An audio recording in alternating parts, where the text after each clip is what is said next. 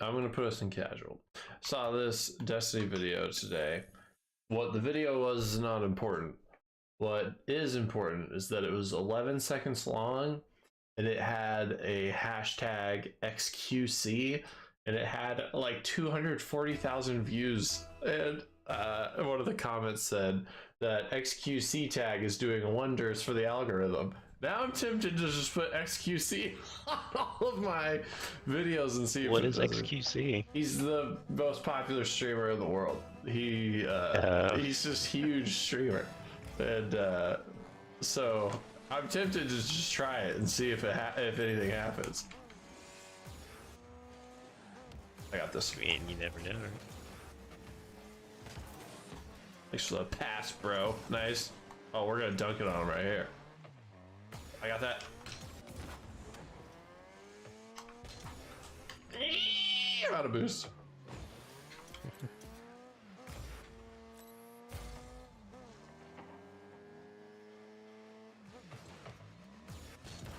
Block that, nerd.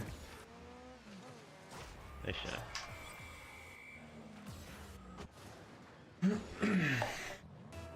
How'd your streaming of Ranked go last night?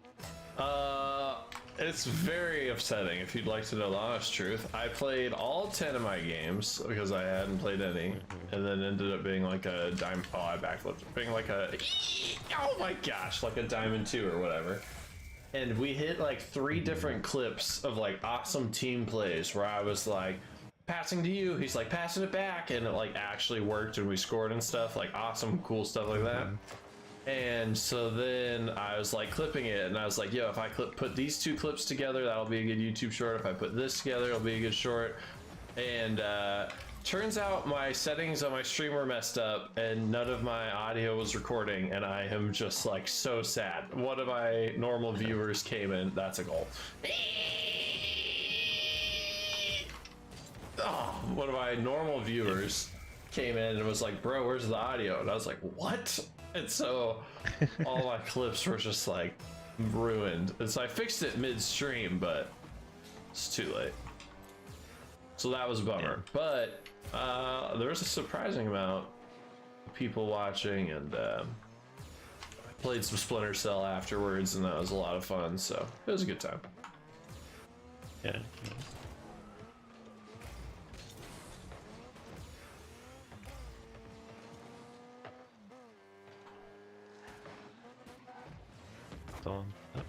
What a boss. Oh, look at that. I don't have enough boost to capitalize on this.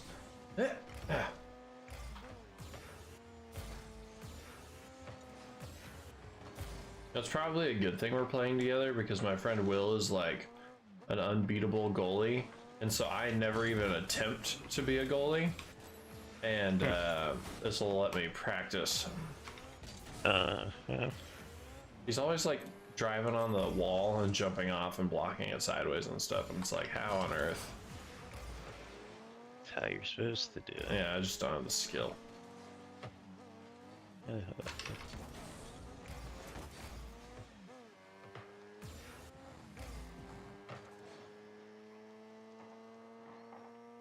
Oh, I'm coming. Yeah, keep it over here. Oh, that's not good. Oh, he missed. Ah. Oh, I missed.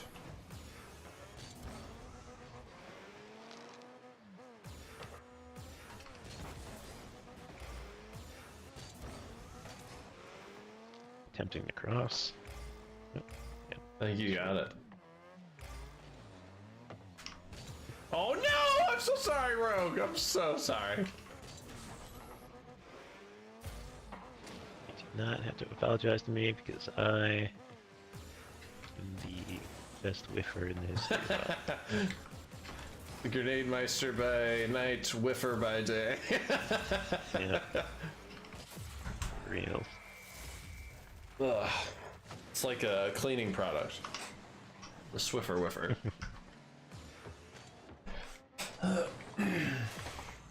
So, what are you doing with yourself nowadays? You still in college?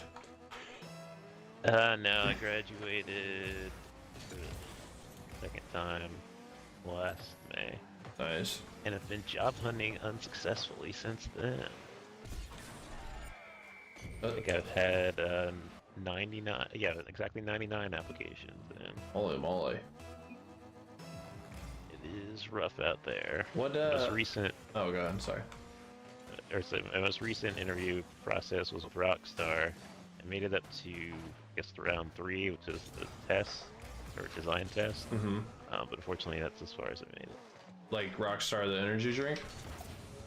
No, like Rockstar, Grand Theft Auto Oh, development. that was actually the first thing that I thought, and then for some reason I thought Rocksteady, but that's the people who made Rock Band. You're right, Rockstar.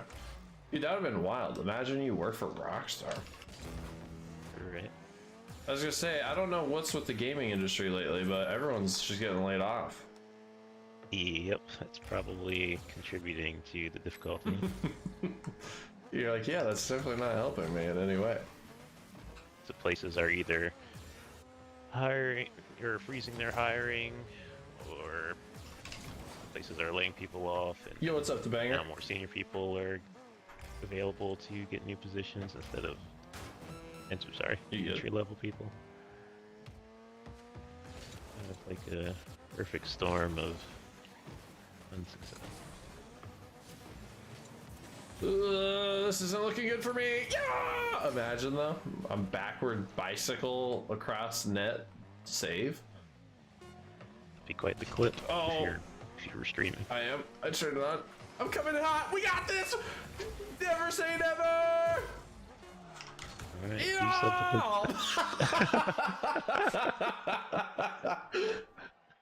That was funny. But yeah, that's a mega bummer. And yeah, 343 fired a ton of people, and what other game developers? I guess Microsoft as a whole was pretty much frozen their stuff. You try anything for what are they called? You try anything for like Epic Games or anything like that? I think I'd have to check my list. I think I've applied for one thing at Epic before. I'm not sure.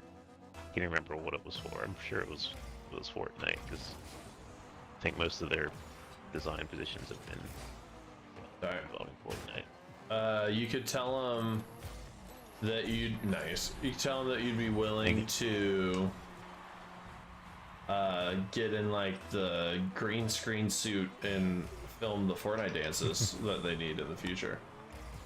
Yes, I'm sure that there's a shortage of those people available. Unless they need, very specific mocap of what happens when they giant to perform such dances. Yeah. In which case, I might have it in the bag. You're just like, you know how every like new season or whatever they have like a cutscene moment or something. You're like, they make you like the cutscene boss. You're just like this giant person who's like dancing all over the entire map. That'd be funny. Have you played any of it since the newest update? Probably not since the newest update, but when the new chapter came out, I played it for a little bit. Okay. Yeah, I don't think I've played it since then.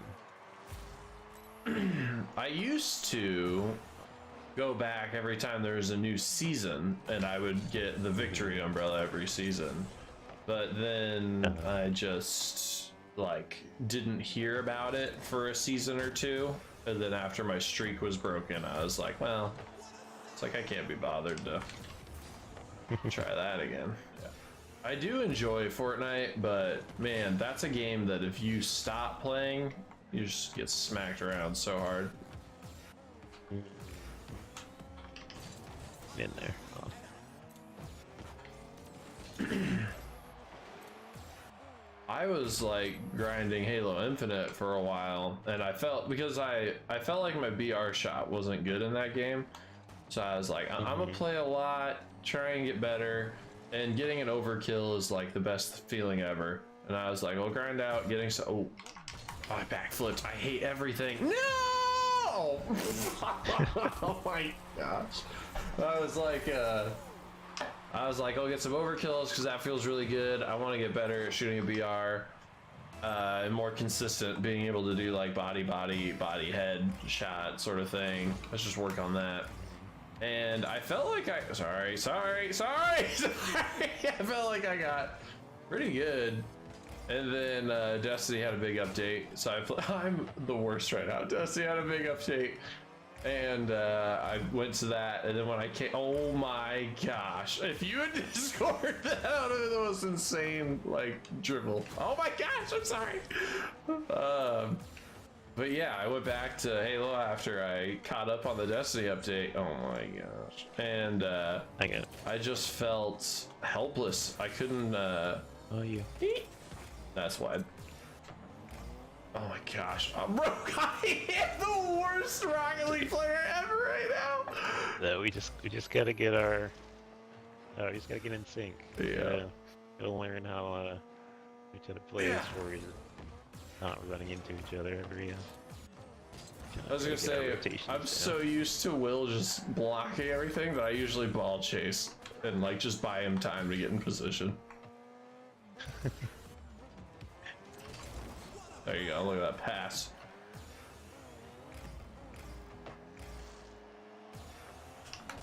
Oh! Oh,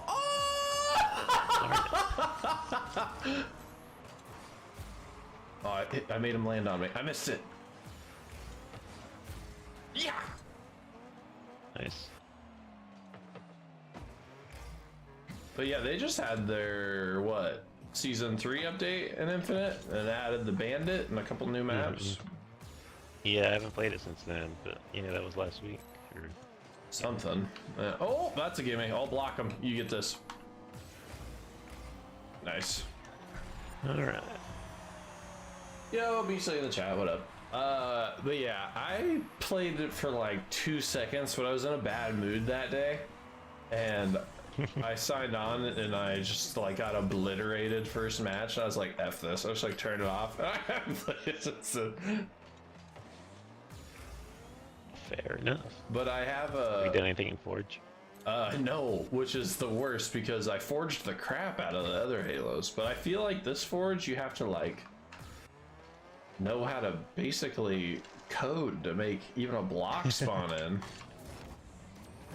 So I mean, there's definitely a learning curve. But I feel like if you get past that learning curve, you can do a bunch of crazy stuff that we could have only dreamed about back in Halo 3 and for sure. Reach. Oh wow, what a save. Gosh dang it. Yeah, for sure on that. But I just haven't done it. And what else was I gonna say? Oh, we get this dub right now? Let's get one more just for good measure. It's there for you. I feel like, what was I gonna say? I don't remember, but oh, I do remember. I was like wanting to make a Halo Infinite video. You know what? I'm even gonna mute my mic because Beastly's here in the chat, and I want it to be a surprise. All right, I'll make sure I don't repeat everything you say.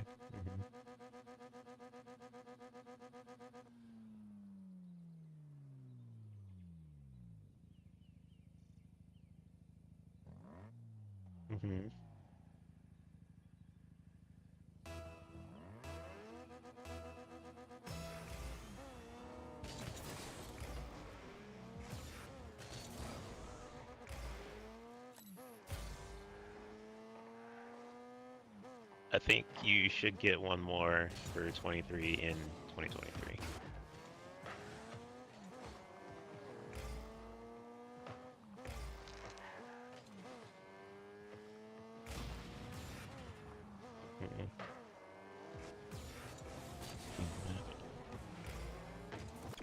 Damn it. That's an unfortunate bounce. Oh, that's funny. Beastly asks how we're doing, Rogue. I'm doing alright.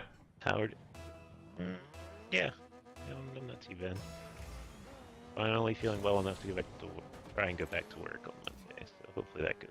What's your current job? I'm just auto detailing nice. part time. What would you have, like a fever or what?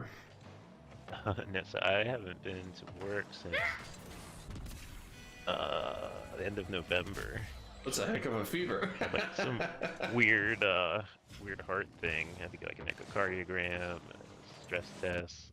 Oh, that's too bad. Did you find Like a anything bunch of out? crazy chest pain. I still don't know what it was. Finally like well enough to walk around and whatnot, but I still don't have like official diagnosis of this is what the issue was. Right. I did the same thing. Like, well, look at this past. Dang it. I did the same thing. I think it was 2 years ago. I've had on again, off again chest pains for like years, and I was having them pretty consistently. I was like, I'm gonna go get this looked at, and I'm not even kidding. The guy who I went and saw was like, "Oh, you're pretty young. You shouldn't be having that." And I was like, "Okay, well, it's still happening." And he was like, "Oh, let me run an EKG." Did an EKG, and he's like, "This seems normal." And I was like, "There's not anything else you want to look at or check?" Because I was like, "It hurts so bad sometimes I can't even stand up." And he's like, "Nah, you should be fine. You're young." And I was like, "Okay." And that was it. And so I have no answer. Well, I scored? What? Yep. So I have no answers. I have no idea what it was. I got nothing. And that's it. All right. Well, you're still alive. So I guess that's a good sign. Yeah.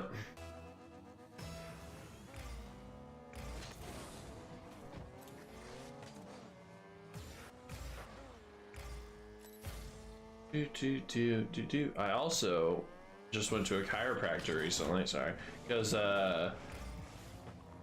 my elbow was like not bending, and the reason why I went to see a chiropractor for it was because at the same time that it happened, I also had like mega intense pain like under my shoulder blade, and so I was thinking maybe the pain in my elbow was because of my shoulder blade, and it was just like working its way down to my elbow.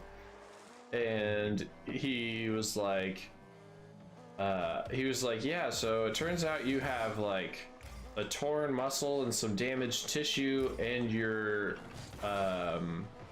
tendon that comes off of your neck that runs down into your arm is in the wrong spot. And I was like, okay. And he's like, do you have any idea why that could be? I was like, well, I threw out my back really bad last year, and I like explained to him that, and he's like, oh yeah, he's like, that definitely sounds like that could do it.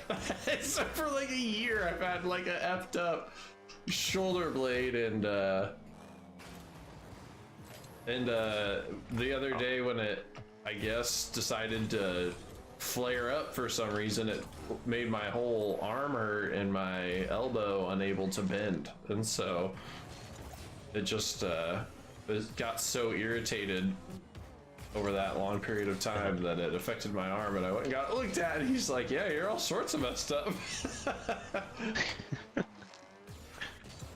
That is pretty nuts. So yeah, I went to him and he adjusted the heck out of me, and I had like, my whole body was sore the next day. Like everything hurt. Like I felt like somebody had punched me in the chest and the back. Like I had a headache. Like it's just really bad from him pushing all my stuff around and repositioning it. And I just like yesterday stopped taking Advil every morning. I would wake up because like everything hurt so bad. And my shoulder blade still hurts right now, and he wants to see me again a couple more times, and he recommended I get like a therapeutic massage afterwards and stuff to help with the pain, so we'll see what happens.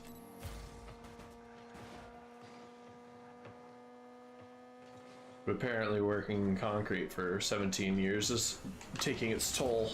No shot, did I miss? Okay, I thought I missed, thank goodness.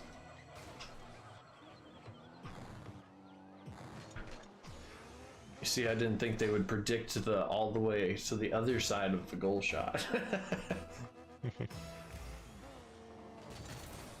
think you're probably right. If I don't know what I'm doing, they don't know what I'm doing. Okay. Bro, it's the reset? What does that mean, basically? What did he say? He said, bro, the reset. So Bro, reset. I wonder if he bro hit the reset. I'm assuming. I don't think he knows that much about Rocket League. I mean, I'm assuming he's talking about a flip reset. I don't know. Basically, you're gonna have to elaborate. Oh, we did it. 14 seconds left. They're thinking they're gonna clutch it, but watch this. Ow! Team hit! He almost pinched it. Watch this. Pass it. Don't get rogue. Oh no! I should have followed up. Gosh dang it. He said, bro, hit the reset. I guess he does know that much about Rocket League.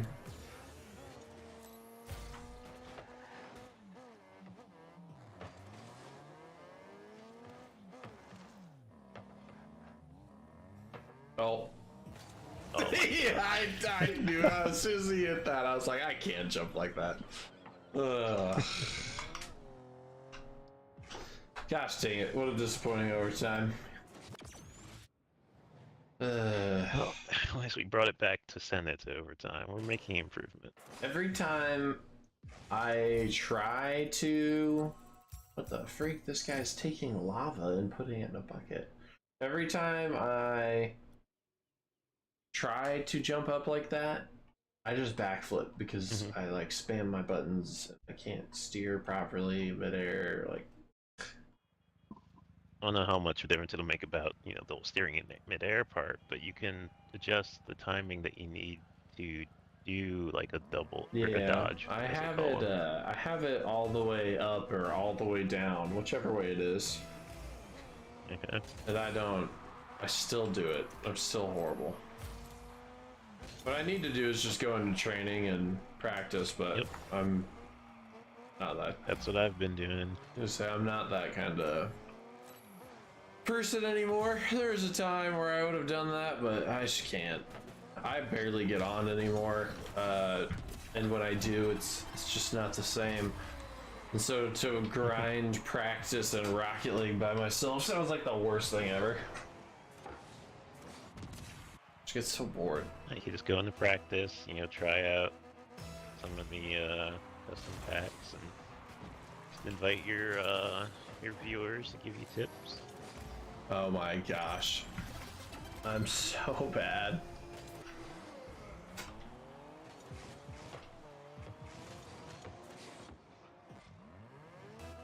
Alright, got a nice little deficit so we can make this interesting and come back. Agreed.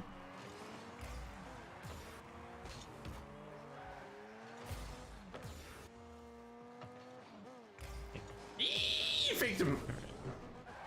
That was the plan all along. Have you been to Tokyo, Rogue? Not yet. Not on I was bucket just list. say, I feel like that's something that you would want to do. Uh-oh. Nice. Oh, what? I don't know if the ball lagged or if he touched it funny. Is that a goal? Oh, it is now. Dang. Almost. Coming back. Alright, alright. Why are there other cars in this game? It should just be the Octane. Everyone uses the Octane.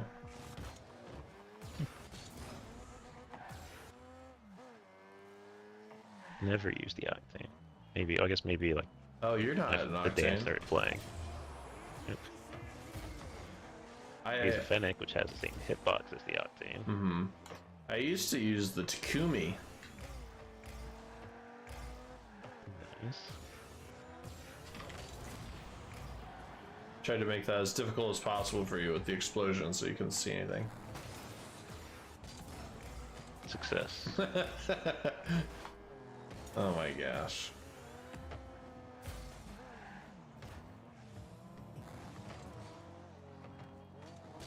What am I doing? What a shot.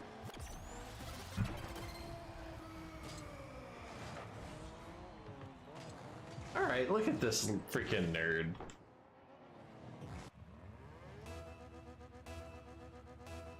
You ever play any of the Splinter Cell games? see. Play a little bit of Pandora tomorrow back in the day, Mhm. but that not even enough to finish the game. Gotcha. Well, there's this game mode that they came out with in Chaos Theory, and it's also in Blacklist, the most recent Splinter Cell. Hey, I got a flick reset off that. And so yeah, in the Spies versus Mercs game mode, there's like a team of guys who play the game Call of Duty style. It's just like a first-person shooter. You have an AR and a pistol, and Yep. if you're that guy, you have like all sorts of just like lethals and just like combat stuff like frag grenades and just stuff to help you kill people.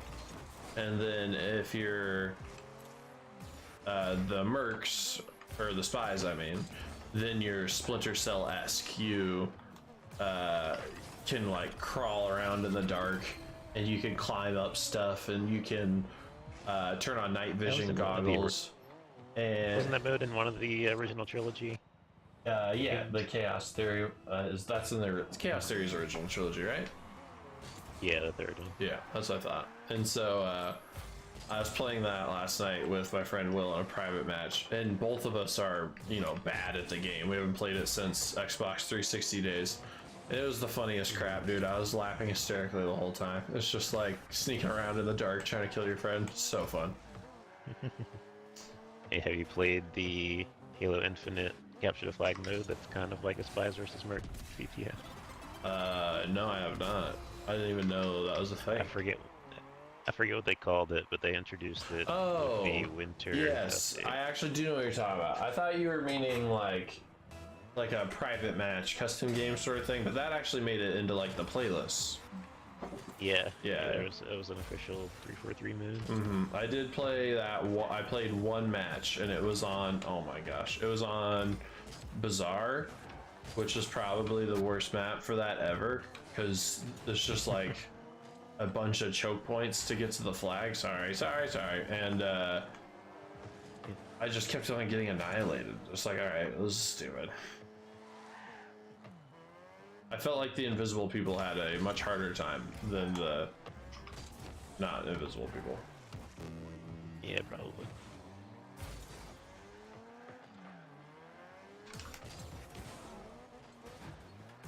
All right, my goal here is to get one goal as a team before the match ends, and I'll count that as a win. Passing to you. Yeah. That was way deep. Oh! No! Dang it! That was it. I know. If I wasn't so garbage at freaking Rocket League.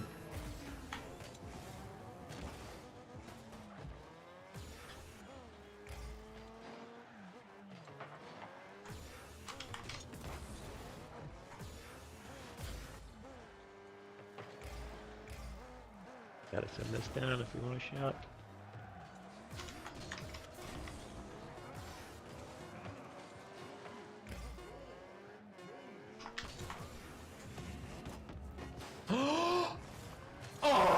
No boost. Or a 12 boost.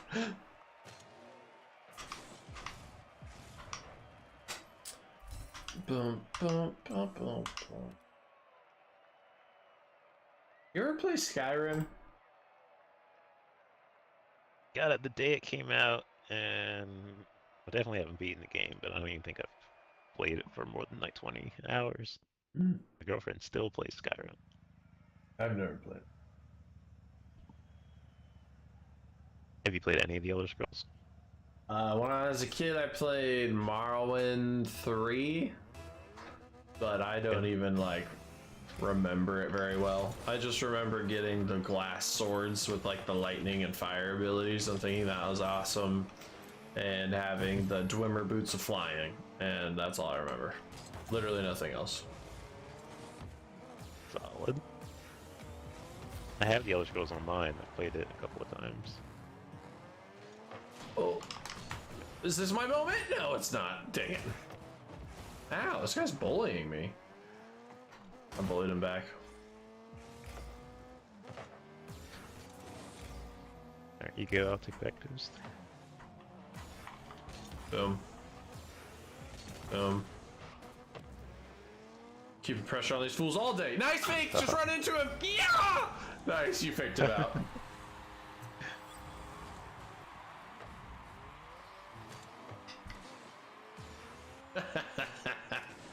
Tempted to hit him with a what a save, but I won't. Now we've played these guys what two times in a row already. I don't think we've beaten them, so that would be ill-advised. Yeah.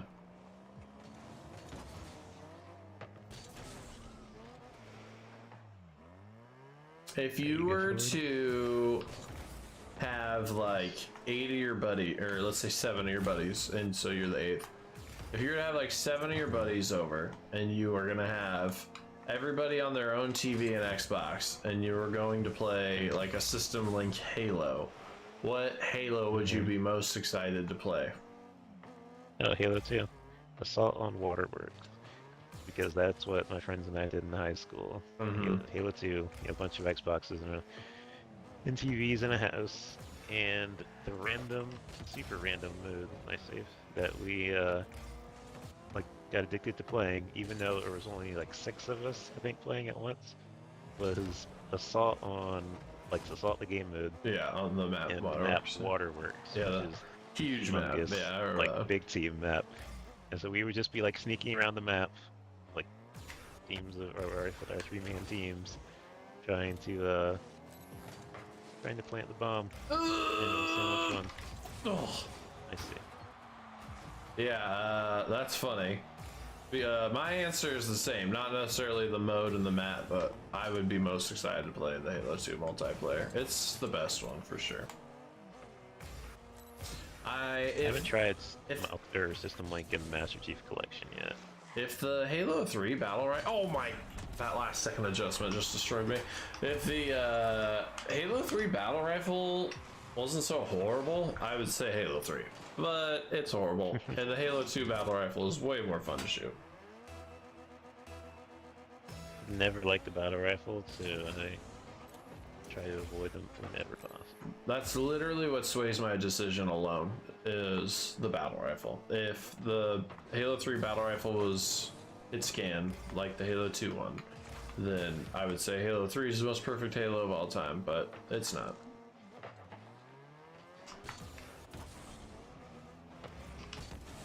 Oh, that guy just got freaking just here, it's slow, but here it comes.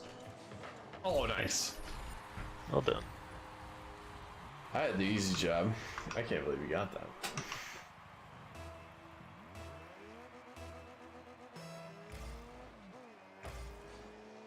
What would you say your top 3 Halos of all time are? Games as a whole, not just multiplayer alone. Modes. Yeah. So, I mean, Halo 2 is my favorite game of all time, so that's one. Halo Reach V2. That is unbelievable to me. The Halo Reach answer. I love the campaign. I love the multiplayer is probably the one that I played the second most. And when you say you love the campaign, does that mean that you love the story or the gameplay or both? I mean both, really, because I mean I'd read the books before, so just getting to go to Reach for the first time was super cool. Mm-hmm. And what a save! Getting to experience the part that leads right up to Halo 1 kicking off. Where the it was really cool. I have no boosts. After that, I'm sure it's Halo 3 would be next.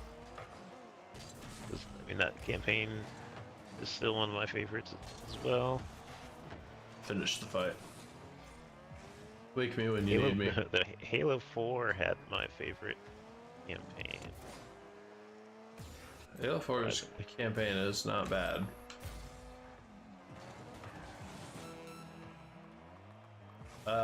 My top 3 is gonna shock you. I'll give you that much. My top 3 is probably, and it's like interchangeable, but Halo 2 and Halo 3 are 1 and 2. And then Yeah. this is the shocker. 5. I'm gonna no. It's not that much of a shocker. I'm gonna put I'll put Halo Infinite for 3. Okay. Because I hate playing the campaign of Reach. I think that it is a Really? great story, but I hate the gameplay. Those elites, I'll go for it. These elites are just bullet sponges. And like I just feel like, oh my gosh, I just feel like none of the weapons are fun to shoot in the campaign. And if you don't have a DMR, everything's stupid. Like, I just hate it. I hate it. And so, I probably had the most fun online in Reach because we were playing it, all of us, like a lot. And Halo 3, I had a lot of online time. But I feel like minus the issues of like desync and minus the issues of there being like 4 maps and the playlists are just horrible for Halo Infinite. Sorry, if Halo Infinite was set up in a way that it had like social and ranked just like Halo 3 did, and there was more than 4 maps, I think Halo Infinite would be like the best multiplayer for sure. I think by the end of it, well, maybe not by the end of it, but hopefully long before that part. but Yeah. Eventually, it will be considered one of, once it, has years worth of updates and whatnot. Yeah. I think it's going to be a Master Chief Collection type situation. Mm-hmm. It takes like 5 years to Actually what it be should've been at done. launch. Yeah. But dude, Master Chief Collection it's- multiplayer didn't work for online infrastructure didn't I was really gonna work say for 2 years. it wasn't just the multiplayer. I remember the day it came out, I tried to play the Halo 3 campaign local, and I literally couldn't launch it. I was so mad.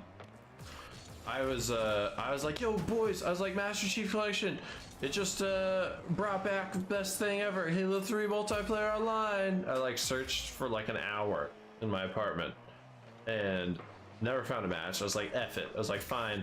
I was like, I'll just play the 60 frame Halo 3 campaign. And then I couldn't launch the campaign, and I was like, what the F? I was so mad.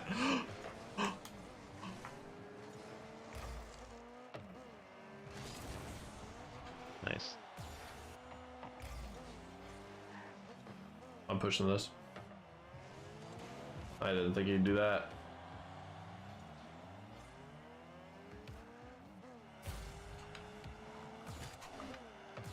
Keep going. Cross it if you can. I'm just gonna bully him. Oh, I missed him. Oh, it's there! It's not there! Oh, It's there! it's there. Yeah, there it is. How did this happen? Yeah, okay, so he missed it. He missed. Well, he technically touched it. I missed it. That's it. Everyone was missing it. All right, now favorite Call of Duties of all time, as a whole. Black Ops 2. Yeah. I never finished that campaign, but what I played of it was fun enough. I don't know if I ever played the Black Ops 2 campaign at all. Let's just go off multiplayer. Okay. I really like the newest games campaign. That was one of my favorite campaigns. Vanguard? Let's see. No, Modern Warfare 2. Oh, Modern Warfare 2 is the newest one right now? Yep. Okay. Let's see. After Black Ops 2. I missed it.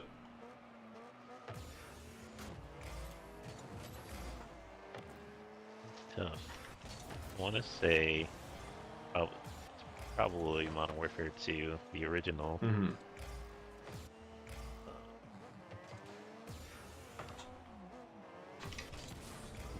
Between Modern Warfare 2, the original, and oh god, what's the Gosh dang it. Oh, they missed. this? Darn. It's either between Modern Warfare 2, the original, and then Modern Warfare 2019. Yeah. As for my second, and then Oh, second and third shoot. would be those two. That guy just styled on me. Mine's obviously Modern Warfare 2, and then after that,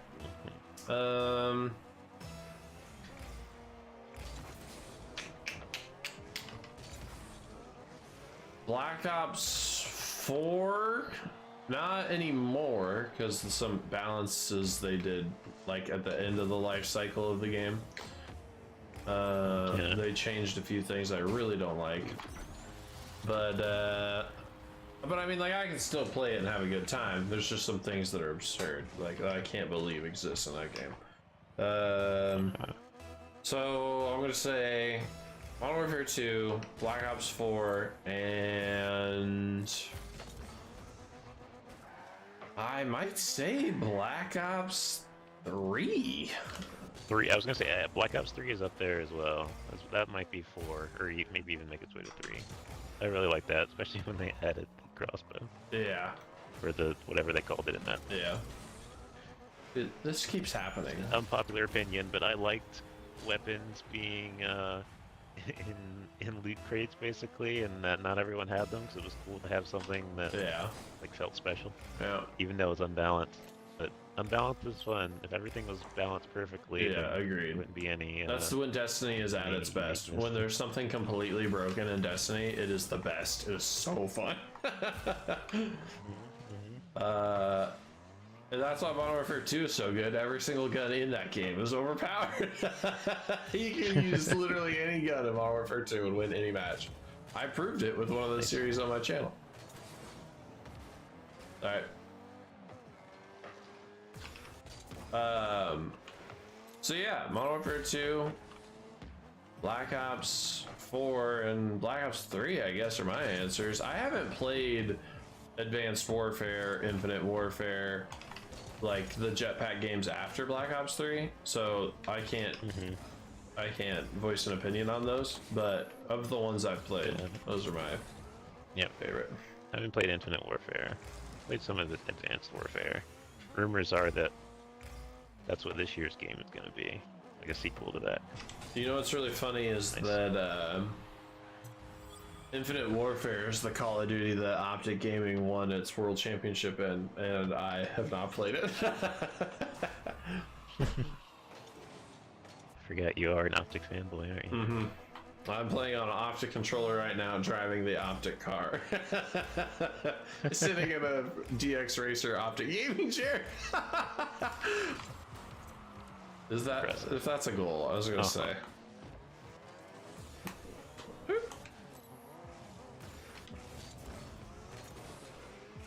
Oh yeah, also with my Optic t-shirt framed next to me with Optic Scump, Optic Crim6 signature, and also Optic Teep signature on the piece of paper next to it, and there's someone else on there too, I don't remember. And then, oh yeah, and then when I went to the Halo event and met the Optic Halo team, got Lucid to sign my sign, and met the like new co-owner of Optic, Hastro. He signed it. Optic Hitch signed my sign, and saw Optic win in Vegas in 2018, and saw Optic win in Seattle in 2022. So yeah, I'm a bit of a fanboy. A little bit. Have you been to any professional esports events, Rogue? No professional ones now. You've got to make that happen because it is unbelievably hype. I went to not tonight, crew fam. Thanks for asking them. The Halo event. I really got to make a video. I really should have made a video on that afterwards, like a recap showing like the pictures and talking about the event. I really should have. But freaking I'm assuming. I would have to imagine that I texted you pictures, right? Yeah. Okay. I was gonna say, met Steve Downs, met Jen Taylor. They both signed my Master Chief Funko Pop. Freaking, there were real Spartans walking around in their like cosplay armor, and There was a statue of Master Chief, statue of the entire Noble team. Like, Yep. freaking, One of the 2 sets. yeah, freaking awesome.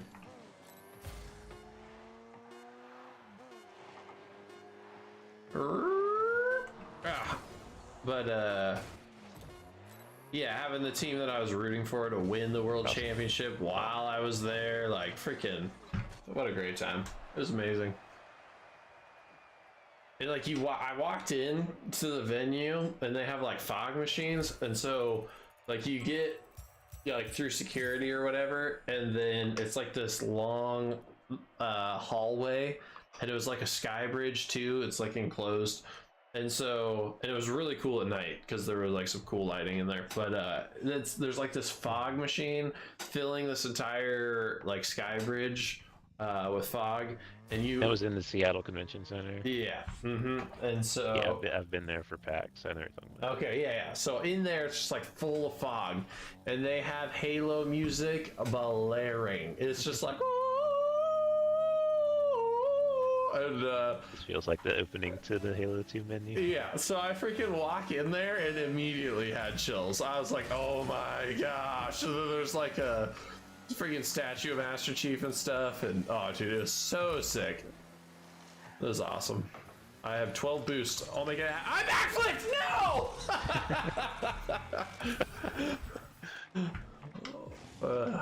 Gosh, but yeah, dude, the event, I don't drink energy drinks because like I said, my heart was always concerned me, so I don't drink energy drinks. But they had like a booth that was just free rock stars for the entire event, so my buddy was just like downing rock stars the whole time we were there. And yeah, they got that freaking Cheesecake Factory right across the road, so hitting that Cheesecake Factory all the time. I had Chipotle for the first time while I was there because there's no Chipotle in Alaska. And It's just that state. Literally. And then, yeah, dude, it was just like the best time ever. It was so fun. And it's in Seattle again at the end of this year, and I'm planning on going if my work schedule allows. You should meet me there, Rogue. It would be so epic. I would need to actually get a decent job by then, so we'll see what happens. I'm supposed to be getting up there to see Dominic and Jessica before they potentially move. Ideally, by this summer or late this summer, something like that. What where are they talking about moving to? I haven't talked to them in a hot minute. Yeah. If they move, it would be to Oregon right now. Gotcha. I don't know. It was Utah like just a year ago, so it changes pretty often. Right. Why don't you visit them after they move, just so that you can go to Alaska? Yeah, I haven't been to Alaska. I've been trying to go up there and visit everyone, as long as I've known everyone. Me, Dominic, and Ross. 18 years next month. That's a bit of time. Who else is here? Is Hunter here anymore? He's gone, right? No, he's in Minnesota. Yeah, that's what I thought. But I mean, Devin's up there. Devin who? Fister. Give me a gamer tag. Captain Inferno. Oh, okay. Yeah. Let's see. I think Greg's up there, isn't he? I'm pretty sure Greg's up there. Michelson? I think so. Yeah, Greg the Great, or at least Yeah. it used to be Greg. Yeah, the Great. that's him. I don't know what it is now. I didn't know you talked to him. I mean, just on Xbox and fantasy. I've just been in fantasy league with him for a decade. Yeah, I've known Greg since kindergarten. I mean, like, I don't talk to him ever, but I went through school with him. That's same with Taylor. Taylor P. Taylor 7. Yep. There was like Taylor peanut butter cookie day. Yep. Last month or 2 months ago. There's well, there you have it. He's in Montana. There's what was I gonna say? Yeah, there was like a bunch of Taylors in my kindergarten. So we had like a Taylor M, a Taylor R, and a Taylor P. He was Taylor P. Yeah, I know. Taylor P, and I'm assuming Taylor M is Taylor McCann. Yeah. Yep. See, I just know I have like like at least I was gonna say, some of my you friends know with way seemingly too your many entire friend people group. from my childhood. What the freak? Yeah, it's crazy, isn't it? Xbox is bringing people together in 2005 and all. That's so funny. And forward on, you know. But yeah, that's funny. So what? You just need the money for like an airline ticket or what? Yeah, that. And I guess I won't really need a hotel, I but was gonna say, are you gonna stay with Dom?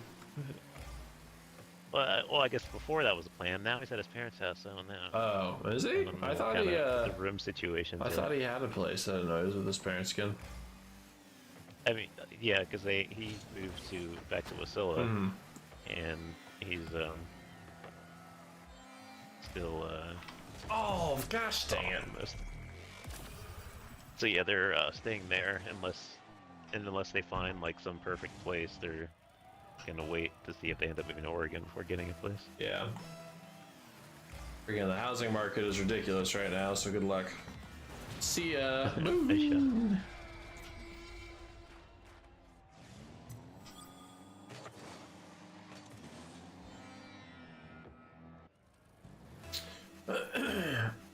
You can buy my house. I'm about to move. Is it already for sale, or is that something you're thinking about? No, I'm currently in discussions with builders right now, building my next house. Had a meeting with a builder today. Do you already have the land that you want to put that on, or? It's complicated, but I'll just say yes. Like yes, I do, and it's mine if I want it, but I'm just not sure if I am like, yes, that's the land for me for sure, you know?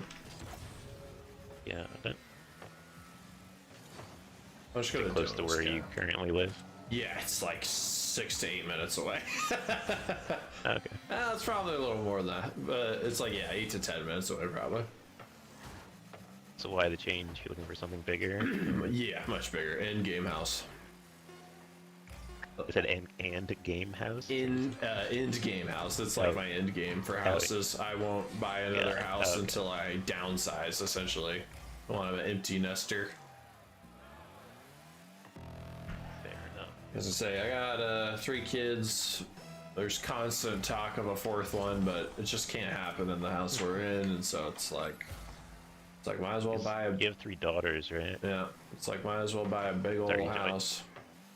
Is the 4th one specifically to try for a son, or? No, if it were wait, did we just win? Nice. If it were up to Yeah. me, I'd call it. I'm good with the way my family is, but the woman has expressed desire for another, and I'm not opposed to it per se, but I'm not like, yeah, let's have another kid either. It's just like, whatever.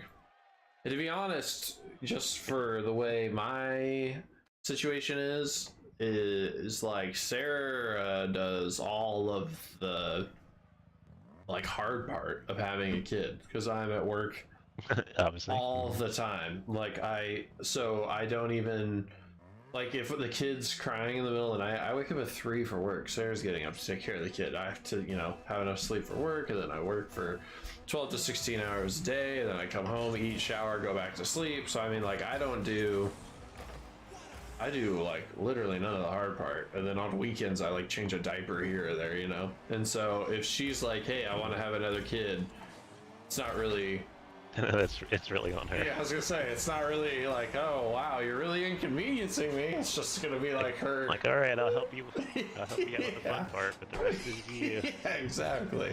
So it's like, well, if you want a 4th one, I guess. And yeah, I don't okay, well, I should have just gone straight. I thought they were gonna, there you go, let's go all day, baby. But yeah, I mean, I actually have like thought about what if I had a son, and I think I'm more afraid to have a son than I am to have a freaking daughter. It's just like the crazy pressure that my family has always had on like excellence and success and all this stuff. It's like the amount of things that kid would have to do to like make me proud, and like if he wasn't doing certain stuff, I'd be like, no, that's not how you're supposed to be, like a man, like, you know, just that whole mentality. And I don't want to put that kid through that. And I don't think, and Yeah, you can be the one to break the cycle. yeah, I know, but I know I wouldn't be able to mentally. I just have such a high expectation for what a man should be, how to like treat a woman, how to work hard, how to blah blah blah. Like, and it's up to me to make sure that the kid knows how to do all that stuff. And I just stresses me out to think about. Girls are like awesome and funny, and they're just like cute little humans, and I just get to joke around with them and be a cool man in their life, so that they have something to like compare to, and just like That's exactly how it's supposed to be for both of them, or both sides. all right. And so it's just like freaking, it's just funny and fun to hang out with them, and they're so weird and goofy, like, and I'm sure a son would be too, but I don't know. I'm just I'm like super nervous about it. Fair enough.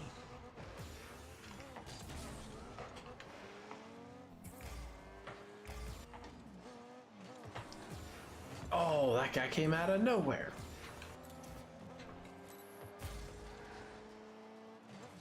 And then I have to buy all new stuff too if there's a son. I have to buy like boy clothes, and I have to buy boy toys, and to buy him a four-wheeler, and which I'm planning on doing for my daughters anyway, so I guess it doesn't really matter.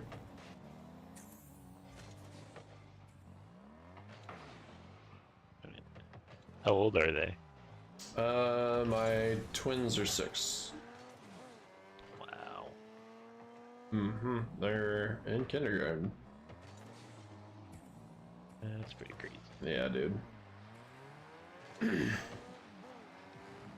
But their cousins, who are just like a little bit older than them, all have four-wheelers and stuff, so they're like going out as families and hitting the trails and stuff, and my kids don't have anything yet, so I need to get them a four-wheeler and some snow machines, and get them being outdoorsy Alaskan folk.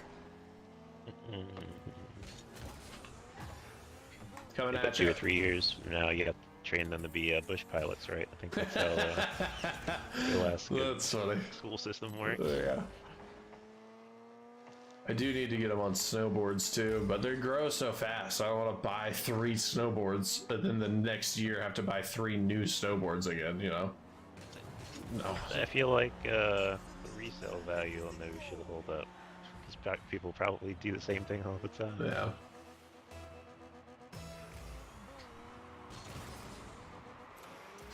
I'm like a snowboarding guru. Ross and I have done way more snowboarding than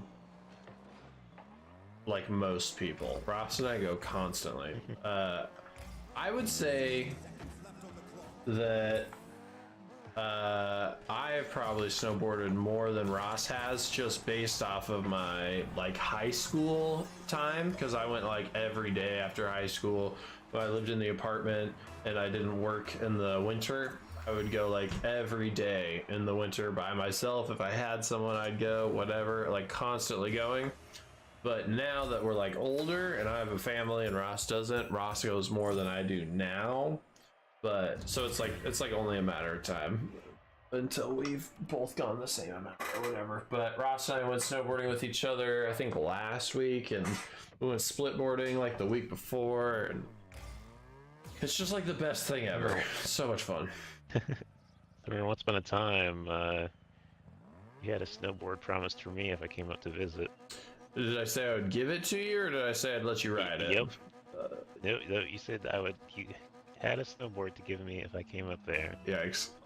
This was 10 plus years ago. Oh man. I don't, Who knows if that board even exists Ah, anymore? it whatever does. specific one you had in mind. I still have all of my boards, but now at this point, It's a piece of history. I'll buy you a new board before I give you one of mine, because like I said, mine are like relics to me now. That's funny. You have them all like on display in your garage or something? No, but I was just telling Sarah, I was like, you know, with this new house, I should be able to have a board display in the garage. I literally just said that like last week. I have I think I have 4 of mine in the garage, and 1 of Sarah's. Oh, I don't even know. Probably less than 10, but something around that. Probably like 7 or 8. I don't know for sure. I'd have to go look. If I really thought about it, maybe I could give you. My first one was the LTD Fury. My second one was the Green Burton. My third one was the Penguin Burtner. And then what was that? 3, and then I got another Burtner box scratcher, another box scratcher. That's 5. I have the TRS now is 6. I have that Broken Solomon that one kid didn't want anymore, 7, and I have the no binding board 8, and I have my split board. I think I have 9. I think, and oh, there's a goal baby. Oh, what? No! And if you count Sarah's, my wife's board, then 10. But as far as me personally, 9, I think. It's impressive. Dang it.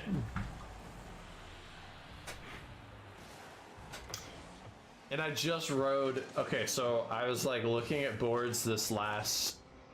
Like, what month is Thanksgiving? November? Yeah. So in November, I was looking at a bunch of boards, and I was like, I want to get a new board, but I wanted to get a split board. Do you know what a split board is? I've heard this term. I don't know what they look like, Okay. but I'm assuming it's pretty self-explanatory. So there's it's like cut down the middle, so you can take the board apart and turn it into skis, and then you put it on your feet as skis and you walk up a mountain, and then once you get to the top of the mountain you put the board back together and then you snowboard down. And I don't have one of those, so I was like, I want to get a split board this winter, because Ross already had one. Oh shoot, shoot. And I was sick of, you know, carrying my board up and wearing snowshoes and then like riding down with snowshoes on my back. I was like, I just gotta get a split board. And so I'm doing all this research on all these boards and stuff, because it's completely different than like a normal snowboard. You gotta like learn all this stuff about split boards now. And so I'm like reading the reviews and looking at different products and trying to figure out what people are liking, what people aren't liking and stuff. And I came across this board that was not a split board, and it was called the Golden Orca. It's made by LibTech. And I was like, that's an interesting board. I've never seen one designed like that. So I started to do some research on that one just because I was curious. And I don't have any boost. And so then when I was like looking at that board, I was like, yo, this board is a monster. I was like, this thing's cool. I was like, I'd like to try and ride this. And I was like, stay focused. It's like, I'm buying a split board, not a normal board, you know? And I kept on looking at it, and I almost just like was like, screw it, I'm buying this, not a split board. But I didn't. I stayed true to myself. I bought a split board. And I mean, like, split boards are expensive, way more expensive than a normal board. And you have to buy all sorts of new gear. So if you have all the gear to snowboard, it doesn't matter. A split board is like a different thing. You got to buy all this different stuff. So I dropped like a crap ton of money getting set up to split board. And that's why I didn't own one already. It's because I knew I had to buy all this crap.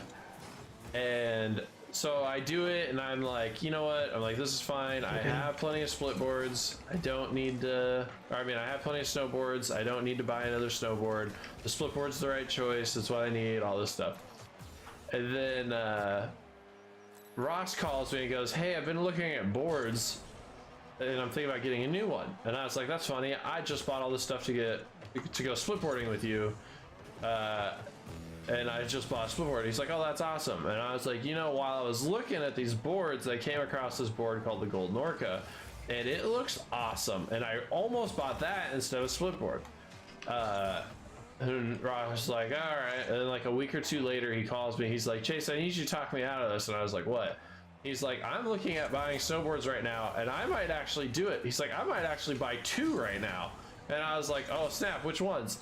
And he's like telling me about it, and he mentioned the Golden Orca. He's like, you were talking about this Golden Orca. He's like, I've been looking at it. Oh my gosh, I'm not gonna score this rogue. I know I won't. I'm not good enough. Pass it over, pass it over, pass it over.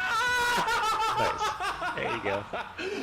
And so yeah, he's like, talk me out of this. I don't want to spend all this money. I was like, F it. I was like, dude, buy it. And so then I didn't hear back from him, whatever. Last week or whatever, when we go snowboarding, he comes to my house, we're getting the truck loaded up.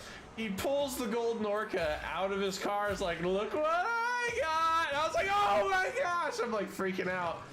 And I rode it. He let me ride it while we were out. And I am so obsessed with this board. I want one so bad now.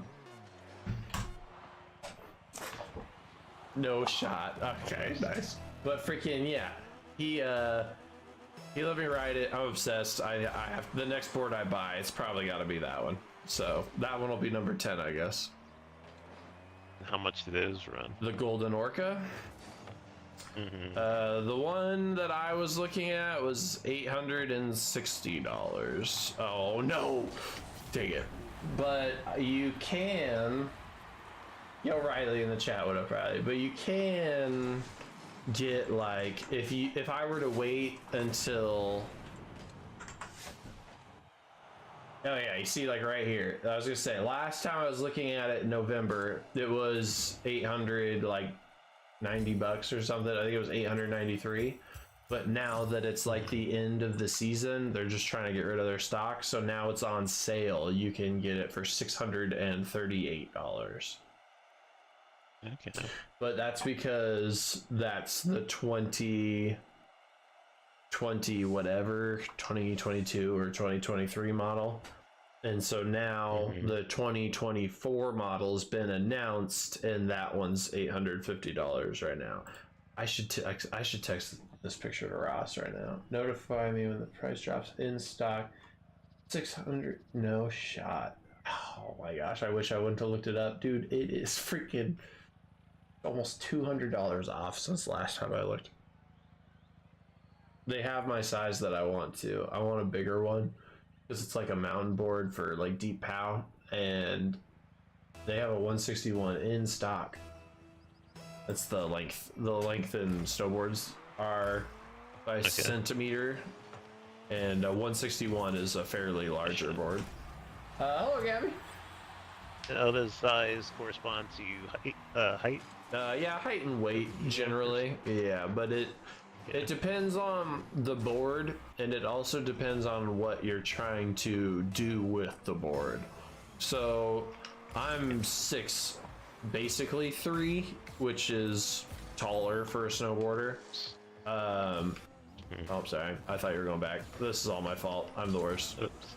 Sorry. Yeah, so 163 or 161 is like pretty long. Generally, if somebody's riding a board and they're like a normal height person, anywhere from like, I don't know, like 5'8" to 6 foot, they're probably gonna be riding like a 157 or something, 158, 159. These are all common. It's not very often that you see a board over 160. Like if you're just at a local mountain, you're not gonna see very many 160 or highers. And when I was, holy crap, when I was younger, I was obsessed with like the flat ground tricks you can do on snowboards and just like style more than I was trying to get like a deep powder ride. So I was buying shorter boards so that they weren't heavy and easy. They were easier to like play around on and like do like shifty maneuvers and just adjust your feet quickly because you don't have as much weight under your feet, sort of thing. So even though I was like, you know, 6 feet tall, I was buying like a 154, which is pretty short for somebody that big. But I was trying to do different stuff than what your average rider would try and do. And so I've tried getting all sorts of different sizes, and the flexibility of the board is a big thing you want to focus on when you're buying it too, depending on whatever goal. Oh my gosh, that was awesome. Whatever you're trying to accomplish. And now I just want boards that I can ride like in deeper snow effortlessly. So you can do, there's a couple different things you can do. Is if the board is a little bit stiffer, it's better for deep snow, because if the board can bend a lot, that's a lot of resistance getting put on the board by the snow. It'll just like flex and work against you. And then you can also set your bindings like a little further back on the board instead of more centered, so that the front end of the board will float more because the weight is like set more towards the back. And the Golden Orca, the front of the board is designed a little bit wider to help it float more. And so there's a lot of things to factor into. I'm going to snowboard. All right, which board do you want? Well, what are you trying to do on said board and stuff like that. But for what I'm assuming, I mean, I don't know because I'm not from the States, but what I'm assuming most people in the States do is they would just buy a twin directional board. And an old yeah, I mean, not tonight. Somebody else asked that too. Who was it? This crew fam guy asked as well. I do streams where I play with people who just randomly show up and viewers and stuff. I'm just not doing that tonight, so sorry, Gabby. But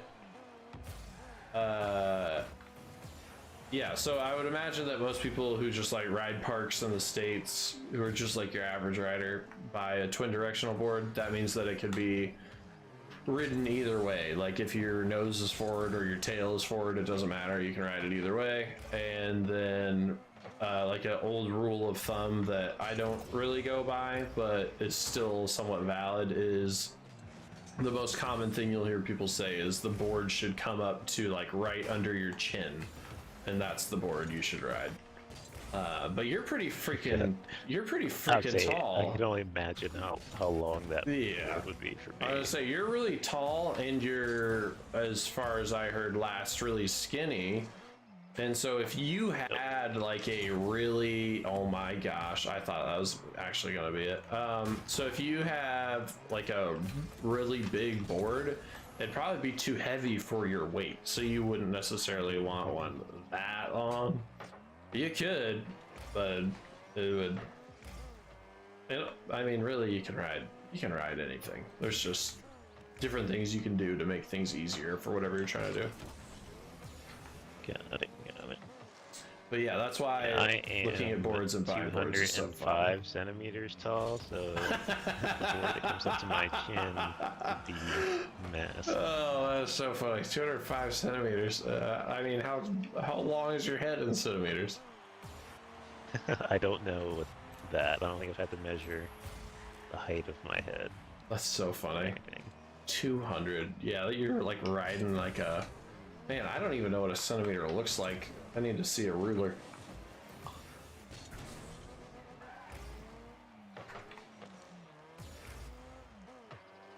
Oh my gosh. Oh my gosh. Oh, that was amazing. Played it right off the side. I'm ready for this. There she is. Oh, what a butthead. Does he know that we're trying to score?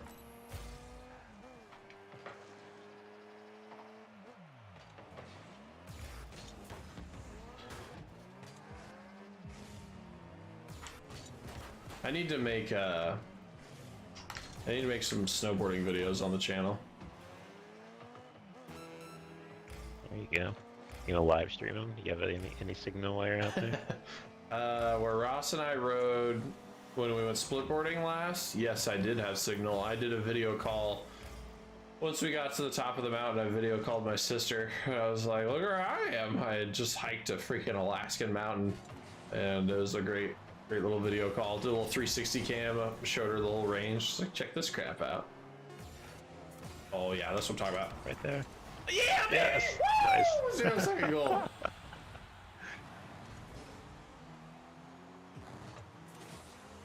I could see it unfolding in front of me. I just didn't think I was going to be able to do it.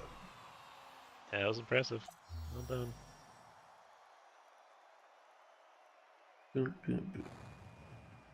I'll text you a picture or two of where Ross and I hiked to the other day.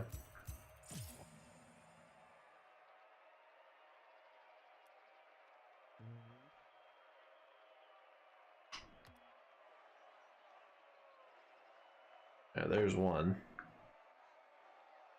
Oops.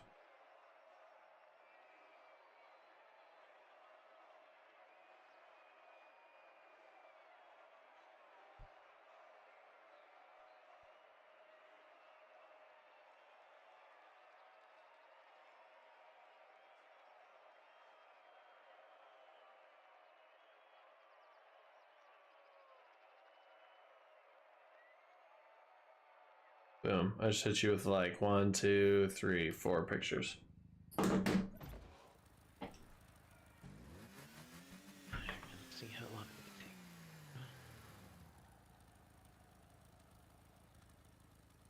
I played in this arena before? This one is from a semi-recent season. Uh-oh. Uh-oh. Yep. Dang it. I was trying to like get the speed to like push it out, but it landed on top of my car just wrong and I couldn't get under it. This is San Francisco, right? Or am I dumb?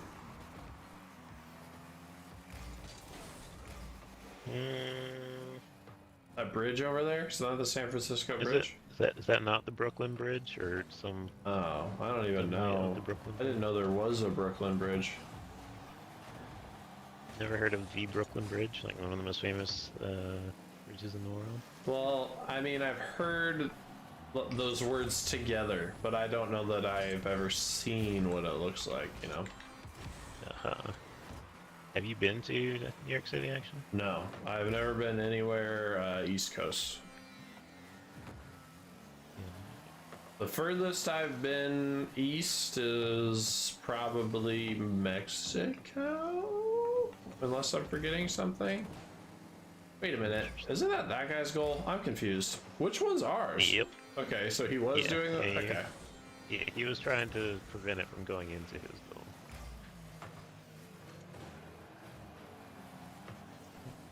Alright, here we go.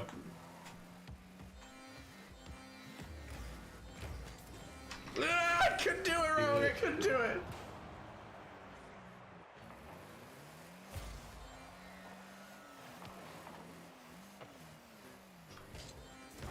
That's on at the slowest speed possible.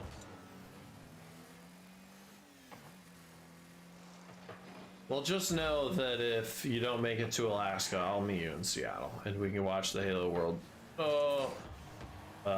Championship with each other. I'll make you a deal. You make it to Seattle, I'll buy your event pass for you. It's like $100 for 3 days or something. Yeah. Okay. I'll remember that.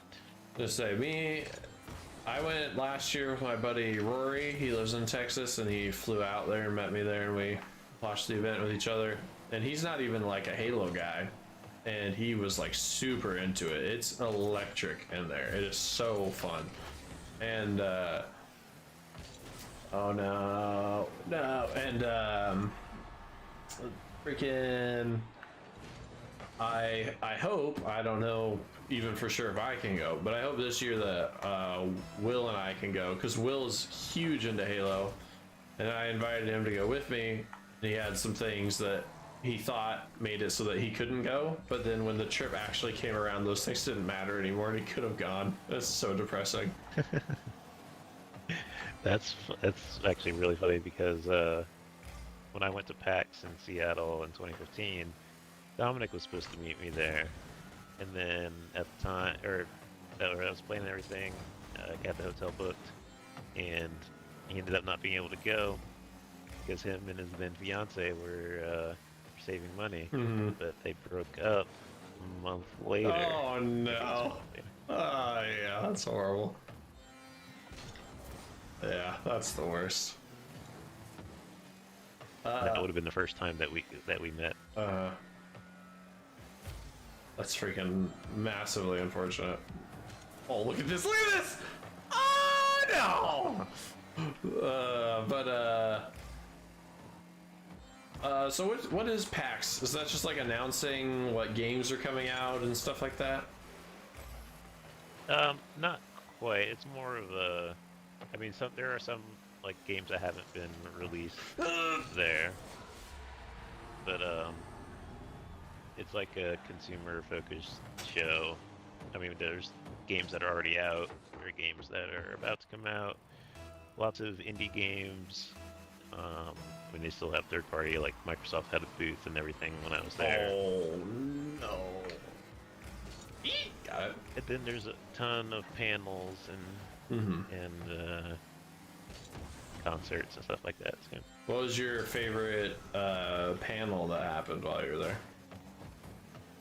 let's see. It was the first time I got to see the Kinda Funny guys. I've been following them since they were at IGN, so that was really cool. Nice. That's unfortunate. There's also this really this awesome orchestrated concert of Final Fantasy music. That was a lot of fun. That's cool. If I went to PAX, I would hope to be able to listen to the Doom music live. That'd be sick. Like the newer Dooms? Yeah. It's just like the wild bass guitar. It's just like demon slaying music. I think that obviously the Halo theme across various Halos is like the most iconic Halo or the most iconic video game music of all time. But then I would say after that, my next most favorite video game music is probably Doom 2014 and Doom Eternal's like main themes. They're so good. Nice. Yeah, I've listened to a podcast with the composer that worked on those. And I mean, I played both, and I definitely like the soundtrack of them. Who do you think is the coolest video game voice that you can think of? Like, Coolest video game voice? yeah, like a video game character, voice actor that sounds cool. I definitely have my answer, no question. And obviously, you got Steve Downes will always be a legend, but I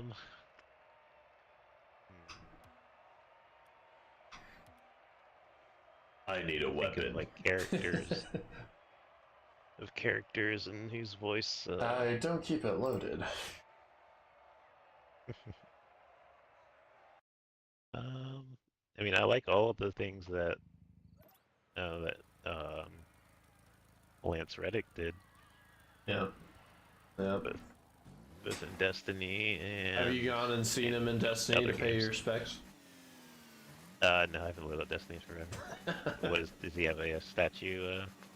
No, but everybody in the tower is just like kneeling at Zavala's feet.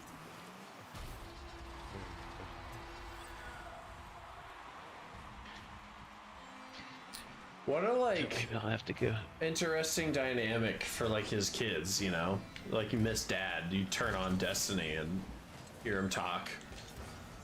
Right. Or I guess watch The Wire or watch John Wick or something, but it's so interesting.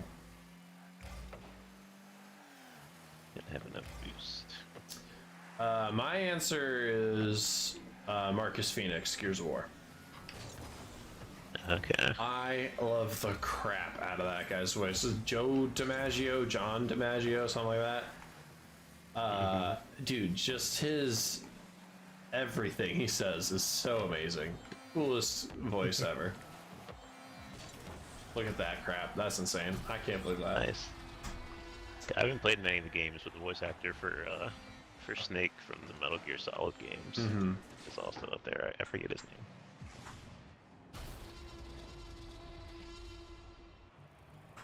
Marcus Phoenix, John DiMaggio. And he's also Bender in Futurama, and he's Banshee in Destiny. He's the gunsmith. Did not know that. Yeah, then the Eververse store, the like microtransaction store in Destiny, is voiced by the girl who voices Sam in Gears of War 3. So, a couple of Gears of War actors in Destiny. And then You know her name? no. But the I'm sorry. you're good. The have you seen The Mummy with Brendan Fraser? Mm-hmm. So you know the guy yeah. with the beard and like the little red hat that's like a circle with a little tassel on top of it. Yeah, the Fez. Yeah, that guy. He's the Cryptarch in Destiny. And then you know the horse rider guy in The Mummy with the black hair and the tattoos on his face. I think so. He's like a desert guy in The Mummy. The desert guy in The Mummy is Osiris in Destiny. Huh. So random amount of crossover yeah. between those. Very strange.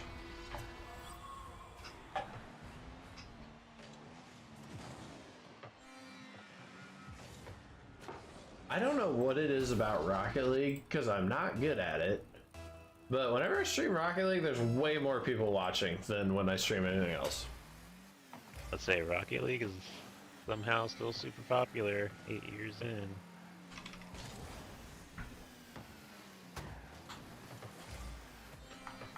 I guess moment to moment gameplay in it is pretty exciting.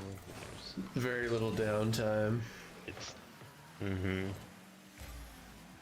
I can't imagine watching somebody play Destiny like in a stream format unless they're playing like Trials of Osiris or if they're like doing a raid, I guess. But like anything else, no thanks, I'm good. Like even doing a raid I would have a hard time watching because it's just so, especially the way most people raid is they like take for I think I'm a diamond 2, Jake. But like the way most people raid in Destiny is they'll be like, get to the next checkpoint and then take 15 minutes for somebody to switch their guns around and stuff. And it's just like, oh my gosh. Like even when I'm the one raiding, I'm like impatient in that moment. It's like, just how do you not have your guns and stuff already figured out? Like we do this raid every week. I bullied him. Oh dang it, he still got it. And so to like watch somebody stream and then to watch somebody sit there and wait for their teammates for 15 minutes, ugh, horrible. And yet you still have viewers that do. Mm-hmm. My Destiny shorts are some pretty good shorts. I think that's where it comes from, is that people see my Destiny shorts and then later see me live streaming it, being like, oh, I'll hang out for a second, and then they leave. Like I whiffed. The most recent Destiny update that happened, I despise it. I don't like it at all. Lightfall? Yep. Oh, that's a goal. Why? They changed. Well, I guess. Without spoiling the story, why? Well, there's not really much of a story, so there's that.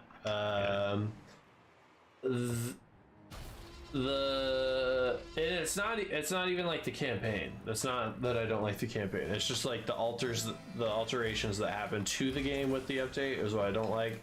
So a while back they started to revamp all of the subclasses. So you know, like the Solar, the Void, and the Arc and whatnot. They made the classes a version called like the first one was when Stasis came out. Stasis came out with Beyond Light. And oh my gosh. Oh, that dude! I would have gone in if that dude didn't come and swipe that. And the way that Stasis was customized in the game was completely different than all the other classes. In the other classes, you would pick like a skill tree diamond, and it would be like, all right, these are the 4 abilities that I can use with my Arc subclass or whatever. But Stasis would let you swap any of the fragments with other fragments, any of the aspects with other fragments. I know you don't know what that means, but basically it was more customizable instead of I'm using this one. And so then they revamped all of the light subclasses, the Arc, Solar, and Void, to do the same thing. And they called it Arc 3.0, Void 3.0, and Solar 3.0. And they released one with every season. So Beyond Light was like the big update, and then every like 2 months was a new season, and each new season you got to play with the new 3.0 subclass, which respectively for whichever one it was. And the Void one is super good. The Arc one was, there's like a couple of builds that are like really potent and really good. It's 10/18 for me, Jake. And then the Solar one was wild. I loved the Solar one. The Solar one and the Void ones are my favorite, but the Solar one had crazy survivability. You weren't going to put out as much DPS, but you were basically unkillable. And I thought that was hilarious. I would just run into the biggest crowd of like the most dangerous enemies and just survive. And I was on my Titan, so I would just run into the thick of everything and just start punching, because the entire Titan class was built around punching. And I would just be getting swarmed by like 30 plus enemies, and I'm just in there catching everything on fire, not dying. No, I'm in Alaska. That's what the AK in my gamer tag stands for. And so I really love the Solar 3.0 update. I really like the Void 3.0 update. Thought it was great. All the way, there was like various mod systems. There was the Charge with Light mod system. There was the Warmind Cell mod system. There was the Elemental Well mod system. There's like all these different ways that you can customize your character with all these different subclasses and fragments and aspects, and then 3 different types of mods, and you could interlink some of the mods and do like half Charge with Light, half Warmind Cell, or half Charge with Light, half Elemental Well, just like crazy customizable stuff. Jake, you're the third person to ask that tonight, and I'm not playing with viewers tonight, but keep an eye out because sometimes I do. And so anyway, crazy customizable. I'm like super overpowered on my Solar Titan. I just like can't die, but the trade-off is I can't put out as much damage. And so I thought the game was in like an awesome spot. It like felt very unique for different characters, different subclasses, different mods, lots of stuff you could do. Like I didn't have enough time in the day to do all of the things that I was like, what if I did this on this character with this build, or what if I did that? Like there wasn't enough time. There were so many cool options of things that you could do. And then with this update, they removed all of the mods, and then they put in some really bland, stale ones that are the same across all the characters, and there's only one set. Like before, there's 3 different types of sets of mods, and now there's one set of mods, and it's based off of like before you could say, I'm using a pulse rifle, so I want the pulse rifle targeting mod, so that all of my pulse rifles have more aim assist and you know, like a little bit of better recoil or whatever. And then if you're using a rocket, you could put on like rocket launcher scavenger on your helmet, or rocket launcher ammo finder on your helmet, so that you can like find rocket ammo more often. You can put scavenger mods on your boots, so that when you picked up rocket ammo, you got more rockets than if you didn't have the mod on. Super customizable. And now it's based off of what element. So instead of saying I'm using a pulse rifle and a rocket launcher, it's what type of weapon are you using? Is it Void? Is it Arc? Is it Solar? Is it whatever? And so if you're using a rocket and then you change your rocket, you got to go and change all your mods to the Solar mods instead of the Arc mods. And then if you're trying to like if you need to switch to a, like if you're using a scout rifle that's Solar but your rocket launcher is Arc, then you put on the Solar ammo finder and it's only working for your rocket or for your scout and not your rocket. Like it's so annoying. So they just like really watered down the mod system, so it's easier for like new people to get in and understand, because there's way less mods. but it just took away the Right. intricacies of things that you could do, and it's like bland and stale now. I don't like it. Got it. I'm assuming is that the consensus with most of the hardcore community? In my circle, yeah, but there's also one guy who says he does like the new system, but I stopped watching Destiny YouTubers around. I know exactly when it was, but I don't want to say what it is till I mute my mic. I'm gonna mute my mic. Mm-hmm.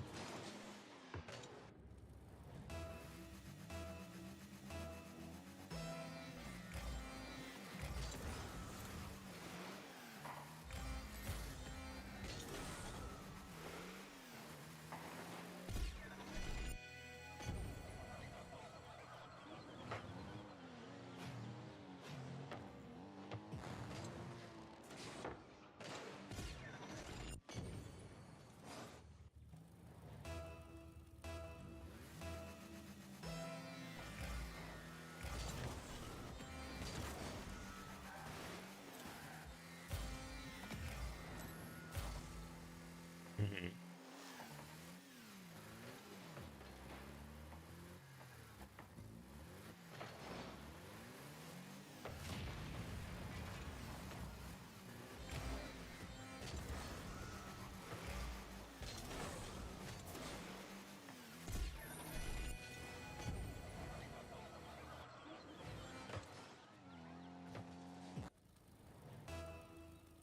Haven't watched any since then.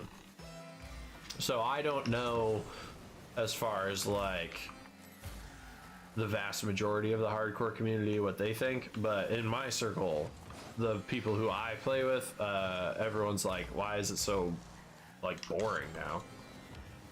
I can't believe I hit that. Got it. Nicely done.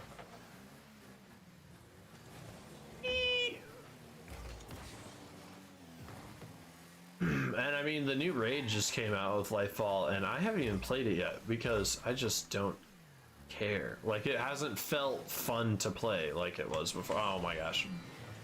I bumped him? Oh, it's wide. Nice. It used to just be fun to go in and make your build work and just like see your crafting like pay off. And now, I mean, like, you definitely still can do that. It's just you can't make stuff as unique as you could before. Got it.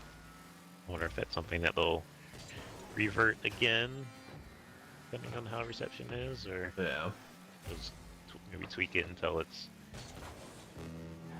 liked by everyone at least a little bit. I think I would be fine with the way they have it set up now if they were to add more unique mods. But everything's just like super generic. There's nothing like before you could read the mods and you'd be like, I'm not sure what that means. And then you'd like read it again.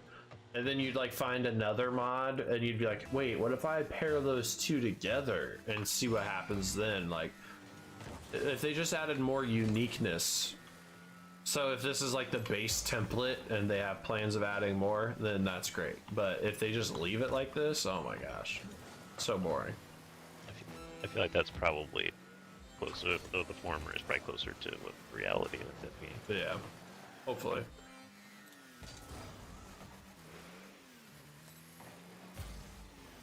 I'm not gonna block that. Ugh.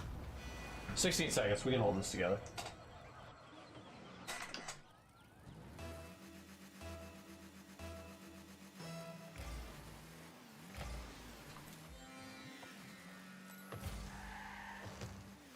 When's the last time you played like Warzone? Oh my gosh. Oh my god. I can't believe I missed that. Maybe last week. Say, I haven't played. You got this, Rogue. I have 7 boosts. Oh, I'm going for this though. There you go. I'll go for it. I'll go. Yeah. He's gonna miss. Oh, he parked right in front of it.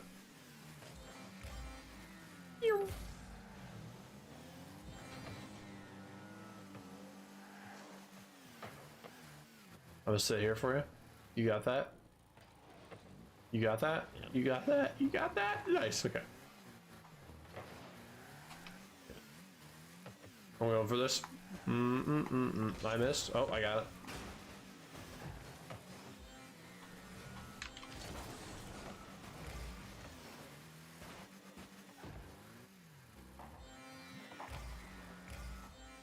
You can have that boost. Right behind you. Oh, that's no good.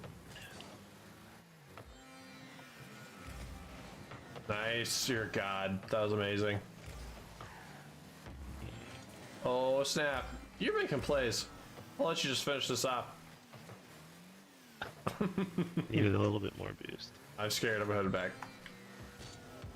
I have no boost. I'm going for this corner one.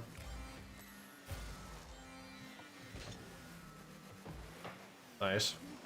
I'm gonna catch this. Nice. Nice. I can't believe that worked out. Spartan 117 for the time.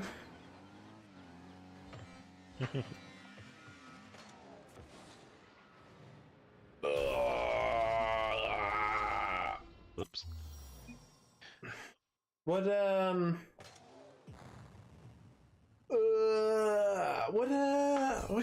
what have you been playing lately? I've been playing. What did I just beat? Guardians of the Galaxy. I just beat there. Nice. Did you like it? Oh, it was so much fun. It was like playing through a movie. We're just constantly chatting at each other and a lot of fun.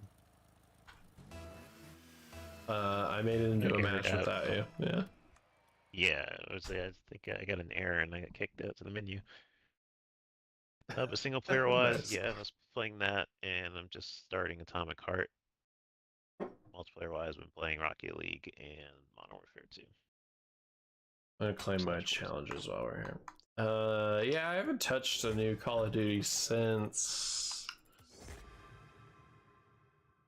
Cold War, maybe, because I knew somebody who wanted to 1v1 me in Cold War, and I was like, I've never played it. And they bought it for me, and I 1v1 them. And that's why you played it. Yep. Yeah, I have not played any of Cold War. Actually, wait, no, I'm sorry. No, I have played Cold War. I played the campaign of Cold War and a little bit of the multiplayer. I was thinking about Vanguard, which I haven't. Did you get those pictures I seen? Yo, email I did. Myers, what up? Yeah, what a great day that was.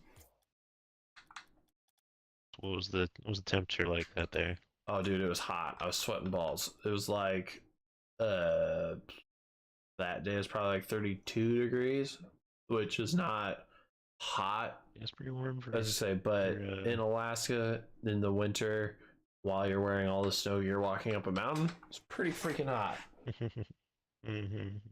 I was wearing just a sweater because I knew I was gonna get like sweaty from hiking, and dude, my hair was so wet from sweat that you would have thought I just like got out of a pool. Like, it was so hot.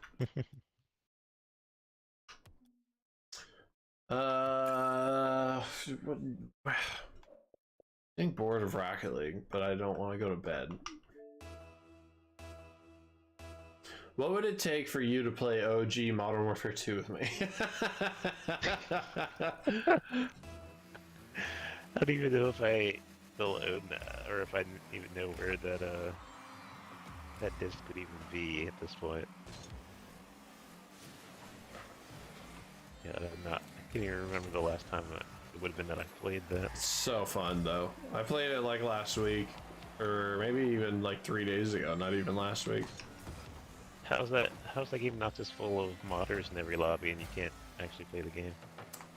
There definitely is modded lobbies, so you gotta be careful because some people like freeze your account and There's stuff you gotta look out for. But anytime I get into a modded lobby, I immediately leave because I am horrified at the thought of somebody freezing my account, resetting my account, locking my account. I would be so distraught because I have put so much work into my account in Modern Warfare 2. Of course. I unlocked a new title last time I played. So you somehow don't have everything. Dude, I need to show you the stats that I have in that game because it's outrageous. I think I'm not just saying this. I've thought about this before. I think that Modern Warfare 2, the OG, might be like the hardest game of all time to 100%, and I'm not convinced that anyone in the world has ever done it. I legitimately think that. I don't think Modern Warfare 2 has been 100%ed legitimately by anyone in the world. I don't think that's happened. It's unbelievable if someone has. It's so insane for me to believe that. Because I have not cheated. And I would bet that I am less than halfway done. And I actively play seeking out finishing the challenges. And dude, I'm not even close. Like, I'm so far off. Well, at least you'll have something to keep working towards until they, shut the servers off. Yeah, That ends up I will actually die when that happens because there was a time where the servers were down for, it was like a month and a half. And I'm not kidding. I signed on like every single day, just like hoping that it would be back on or something. And I was like tweeting Infinity Ward. I was tweeting like devs that had worked on the game before. And I was like just looking for answers because there wasn't like a, hey, we're turning off Modern Warfare 2. Any OG game that I've ever seen have its servers turned off, somebody said something before it happened. And I looked constantly for any piece of info and I never found one. And I was just like, get on and be sad. Like, it like actually pained me physically. Like I was so sad for so long. And then somebody told me, they're like, bro, the servers are back on. And I was like, don't do that to me. I was like, that's not funny. And they're like, no, for real. I was like, you're full of crap. And I got on and I got a match and the amount of joy I felt was insane. I was like calling my friends and being like, guys, did you hear about Modern Warfare 2? The servers are down. I was like calling Rory like weekly, like, Rory, the servers are still off. I was just like whining. Like I was so sad. I couldn't handle it.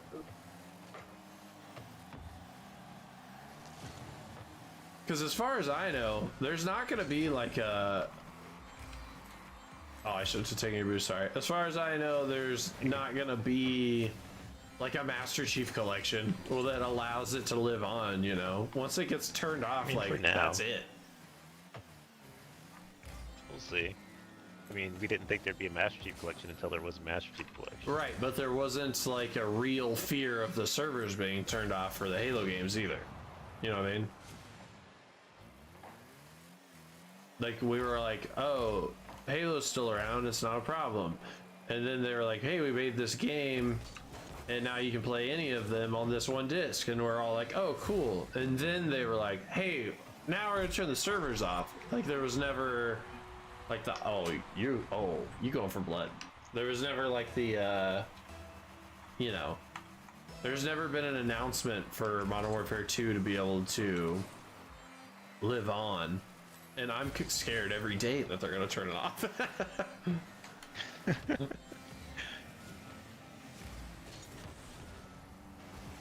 Dang it. Yeah. I did play Halo 3 on my 360 right before they turned the servers off. I think I played it the week it got turned off. I don't know if it was the last day per se, but I think it was the last week of the Halo 3 Xbox 360 servers being on. I was playing it in my living room on my big screen TV, and the input delay is absurd, and the frame rate is horrible. Crap. We've got this. I'm a little bit less confident that we've got this. Send it, Rogue. Just boot it.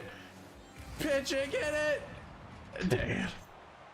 French toast. If I hadn't been destroyed, there's a chance. Mm-hmm.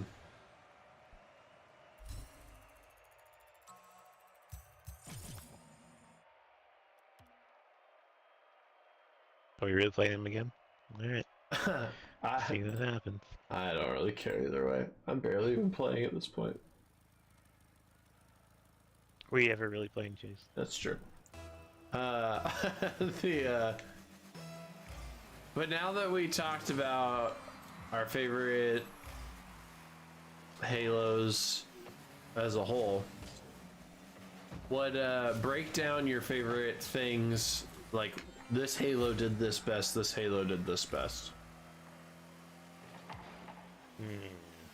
Because I have one that drives me freaking nuts, is that Halo Reach, without any question, no doubt, had the best customization and like rank up for cosmetics, like how to unlock it.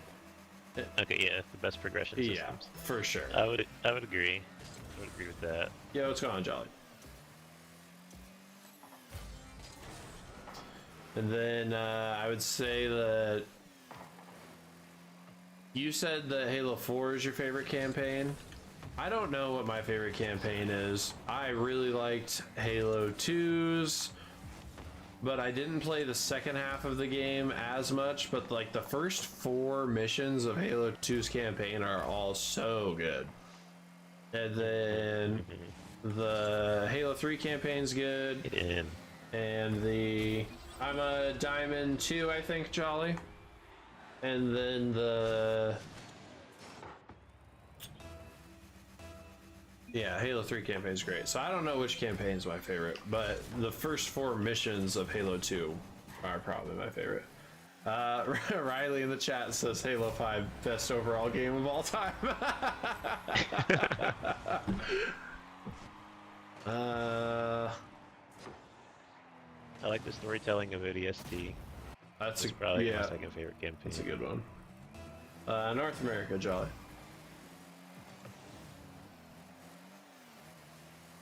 Halo 2 and Halo Infinite both have the best battle rifle. Halo 2 probably has the most overpowered. Well, Halo 2 or Halo 4 has the most overpowered sniper rifle. Which one do you think is more overpowered in multiplayer? I haven't played at least enough of Halo 4's multiplayer recently to remember the sniper in it at all. The beam rifle in Halo 4, I swear you didn't have to aim the dumb thing. It would count as a headshot like every time I pulled the trigger.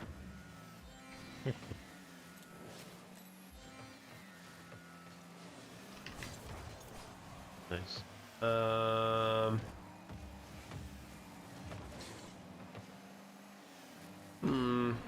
What did Halo 1 do amazing besides be the launch of it all? You know? I mean, some of its campaign level design is still heralded as some of the best, some of the best level design. What's your favorite I've played, Halo 1 campaign mission? I mean, I don't remember. I just remember the library as being the famous one, or the silent. I was gonna say the silent but I don't cartographer is my remember- favorite one. I don't remember the mission specifically. I just know like how. Oh legendary my it is. gosh. The silent cartographer is the one where you're flying in on the Pelicans and then you land on like the island that's got like beaches and stuff, and the mission, you start on one side of the island, go to the other side of the island, save the Marines, and then you go to the core of the island, and that's where the cartographer is, and then you go back out to the like the evac point, and it is amazing. I love it.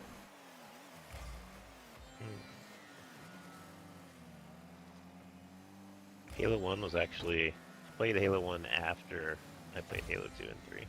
Okay. I played them in release order from Halo Combat Evolved till current. I played them all as they were coming out. I don't even know how old I was, but I was pretty freaking young when I played Halo 1 for the first time, and it immediately just like, I was like, that's probably the first thing I was ever fully obsessed with. Like, just unbelievably engrossed, and just like how it's like I don't want to do anything else. All I want to do is play more of that Halo thing. That was awesome. Dang, I probably could have scored that if that guy didn't do it on me.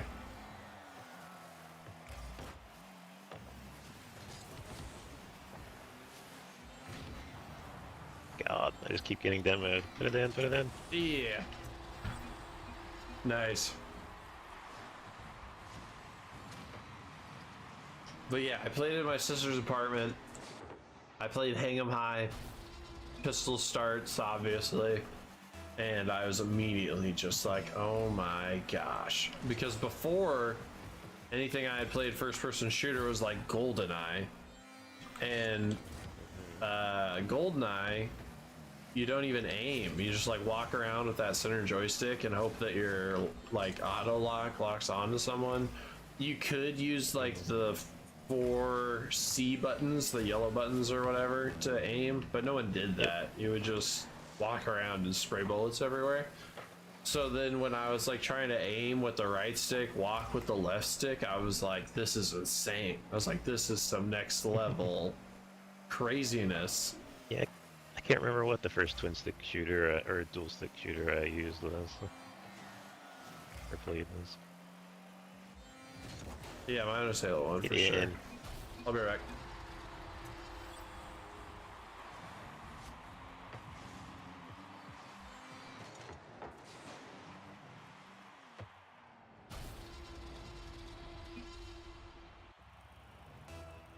I hope you're back.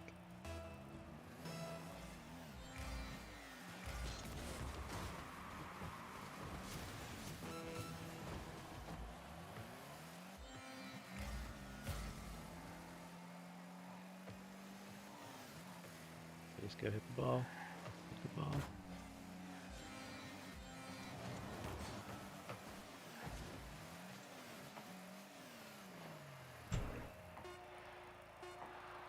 I'm here. Do not let them score. Okay. I don't think they're going to, but Oh shoot. It's like I have set my controller down. Picked it back up.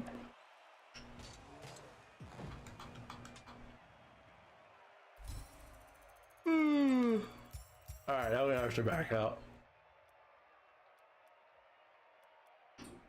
sounds good. What do you want to go play a Halo? No, it's 3:15. I have to go to bed because I'm supposed to be driving to my parents tomorrow. Supposed to be driving to your parents tomorrow? Where are they at? Yeah, for my brother's birthday. Yeah, they're in Delaware. It's about 2 hours south. Wait, where the frick are you right now? I'm in PA. Hmm. Like 20 minutes from the Delaware border, but they're at the opposite end of Delaware. Oh, you live in Scranton? No, way south of Scranton. Well, way south in like East Coast terms, not like Alaska terms. Right around the corner from Scranton in Alaska terms. But Screw that. There ain't freaking. This Destiny post says there are thousands of Guardians gathered at the tower yesterday and still are to honor the late Lance Reddick, who brought Commander Zavala to life at Destiny 2. There's just like a crap ton of pictures. Just like a ton of Guardians crowded around Zavala.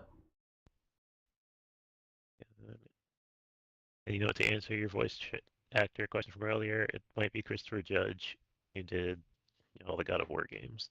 Okay. I haven't played any of those, but I know what you're talking about. Very good time. Got it. All right, I will bid you adieu, but it was nice to get to play. Sure. Good luck with your drive. Stay safe. Thank you. Thank you. All right, I'll see you in Seattle later this year. Yeah, yeah, that's the plan. Uh, I'll get out there somehow. I probably won't be good for giving you a snowboard, but I swear I will buy you a Seattle Halo Championship event pass if I'm there. I swear on my life I got you if we're there at the same time. All right, sounds All good. right, see you, man. Later.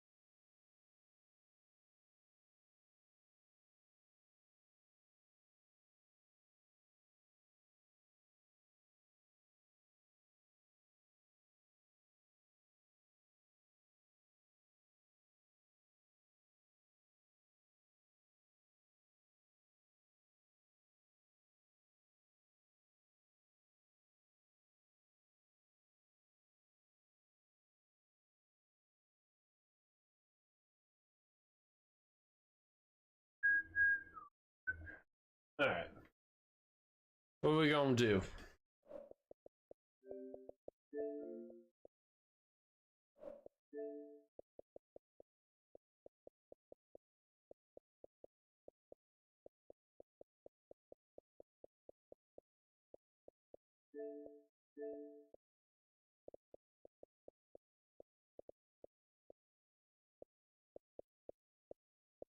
Do we load into Halo Infinite and see what game modes are there, or do we load into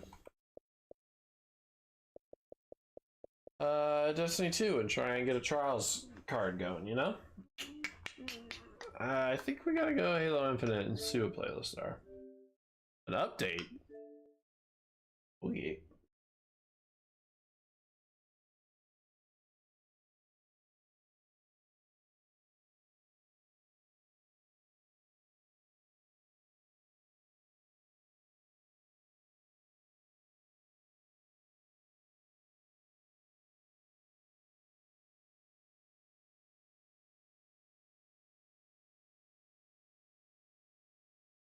How much of an update? 2.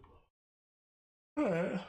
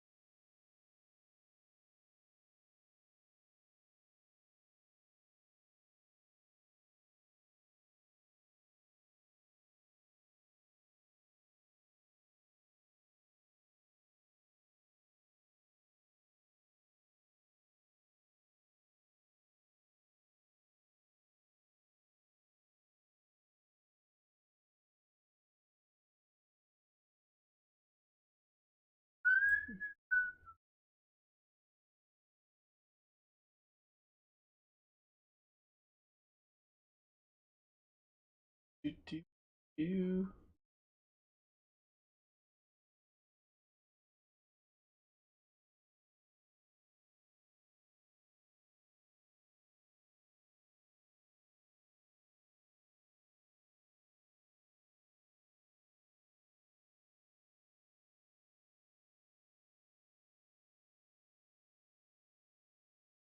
Oh.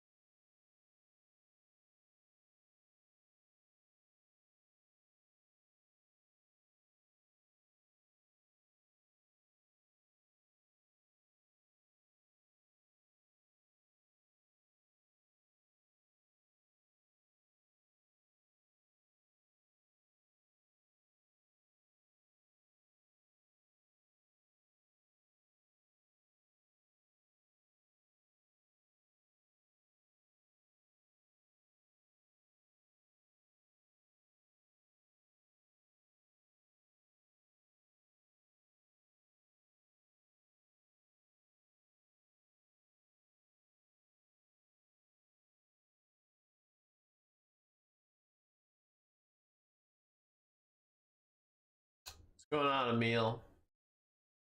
How you doing? Hopefully the mic picked that up. I wasn't facing it. Do.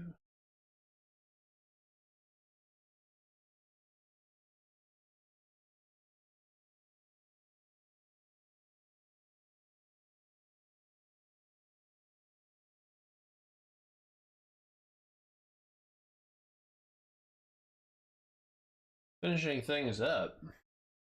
Was it 79%? Look at that.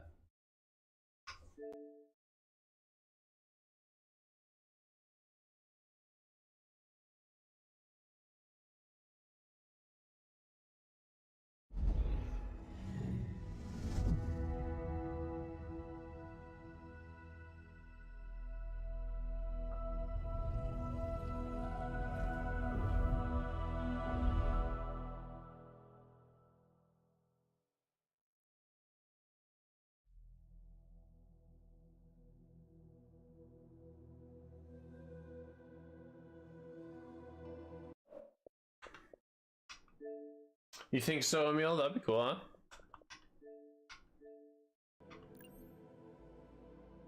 huh? Back to 2024.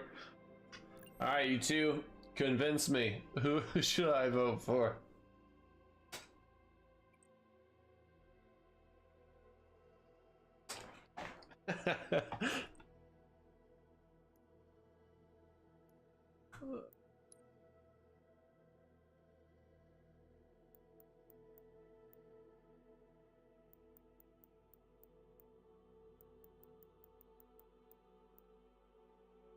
I haven't played any of the new maps. I guess I'll do this.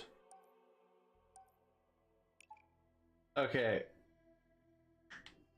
You've convinced me.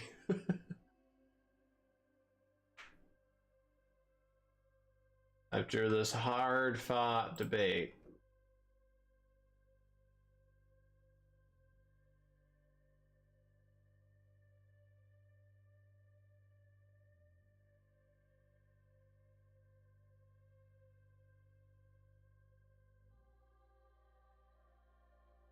I'm not telling you who I voted for, Emil. I voted for Kanye.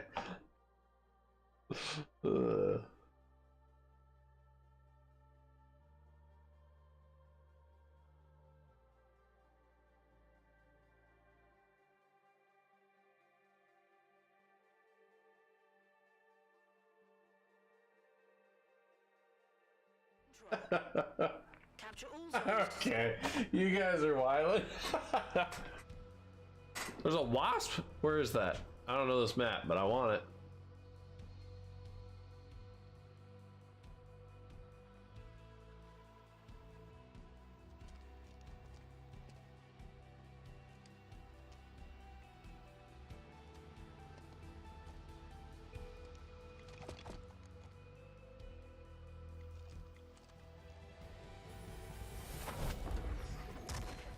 Control all 3 zones. How do I get to that wasp? That's all that matters. I think it's over here. The enemy is capturing a zone. Where's that wasp? Is this it? The enemy is capturing a zone. To the sky. And I'm out.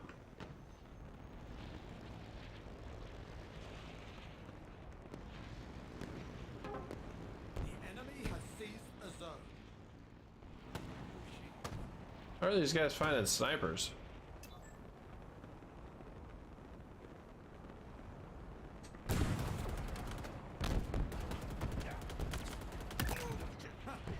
That one's not getting up. An ally is claiming a zone.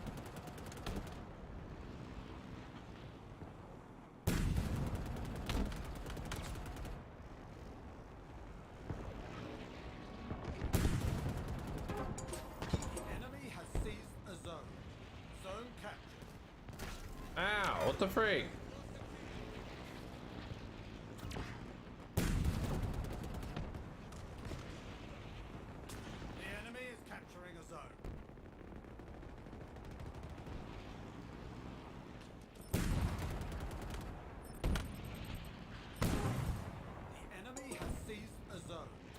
Your team is close to total control. The enemy is capturing a zone.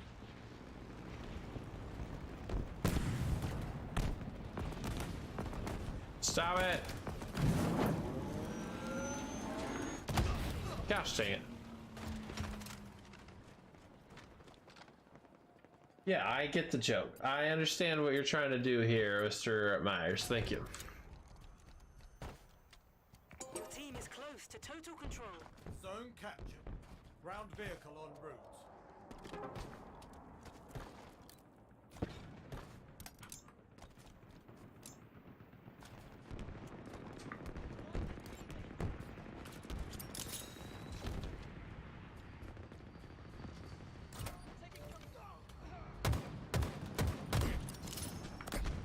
Hostiles are capturing a zone.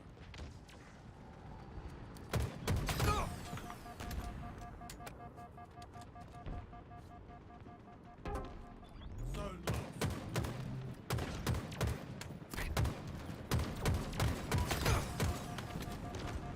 One of ours is capturing a zone.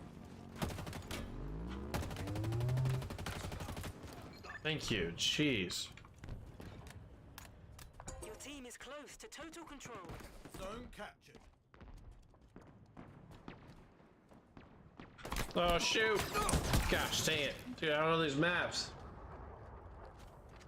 I don't know where a single weapon pickup is. I don't know where the spawns are. Getting smoked.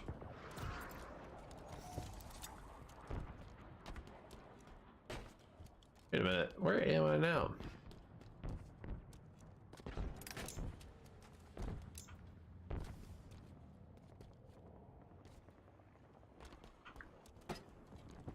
Your team is close to total control.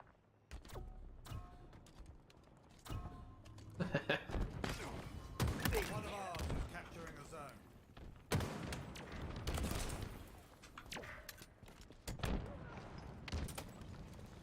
Hostiles acquired. Zone lost. One of ours is capturing a zone. Dang it. Oh, he was low. I could have actually just fought it. Where's this guy finding a BR? Right here? Where's this guy? Right here. Okay, so that's where the BR spawns. There's a back section? Allies claiming a zone. What's over here?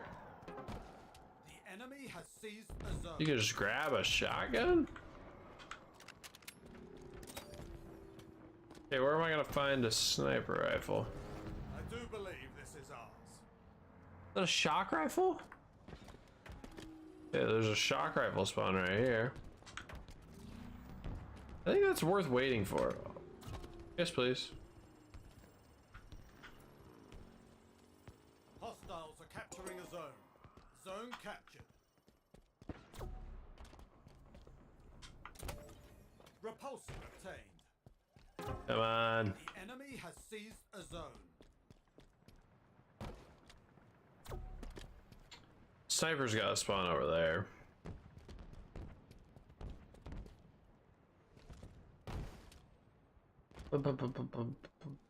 Oh, that's what I'm talking about. Capturing a zone. Make something happen. I bet you this is the sniper spawn. An ally has captured a zone. One of ours is capturing a zone.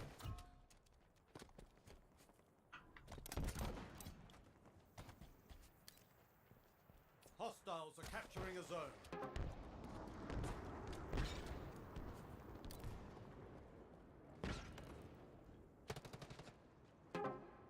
Zone lost. You've got new zones incoming.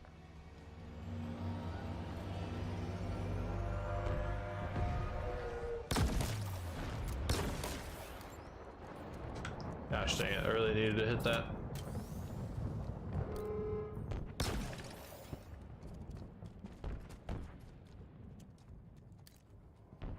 Ground vehicle delivery confirmed. New zones are ready for capture. An ally is claiming a zone.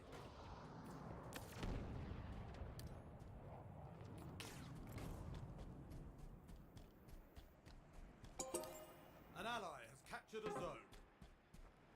Your enemy is nearing total control.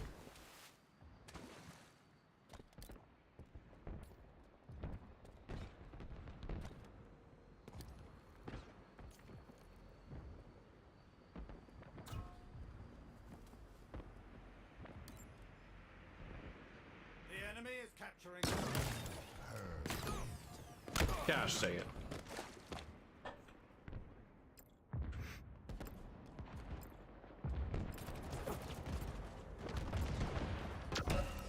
Total control for the enemy. You've got new zones incoming.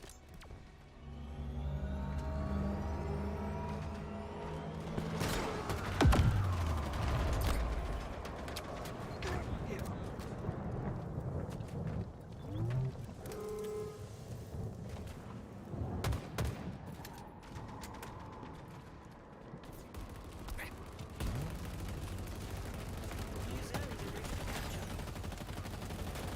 The enemy is capturing a zone.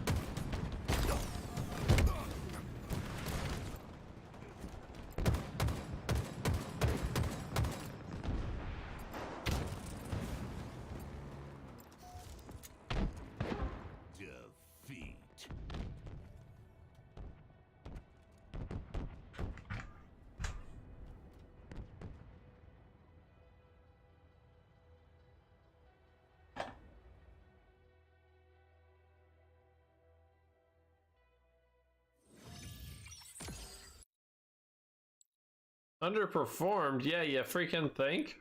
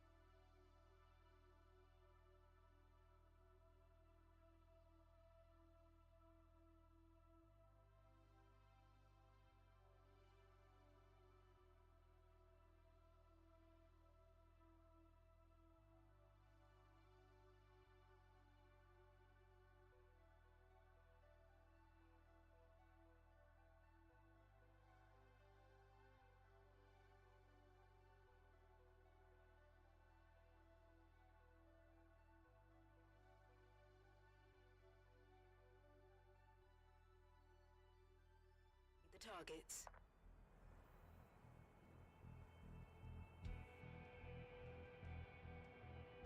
Nice. This is actually awesome.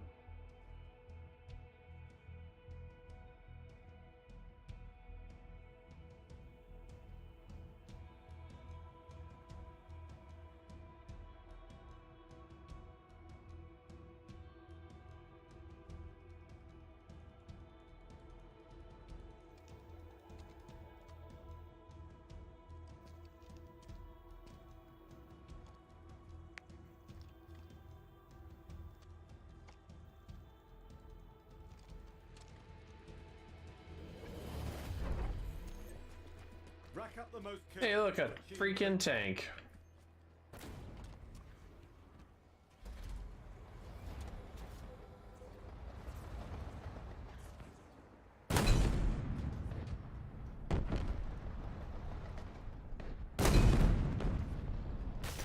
Son of a biscuit.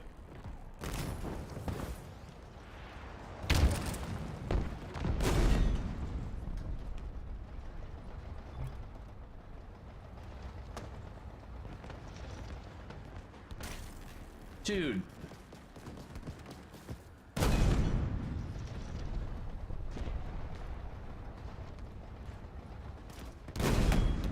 Excuse me?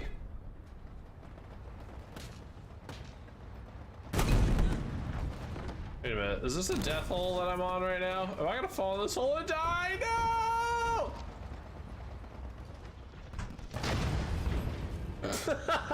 Okay. Literally the worst tank experience ever. Oh my gosh, that was horrible. Alright, let's do something. That was so stupid.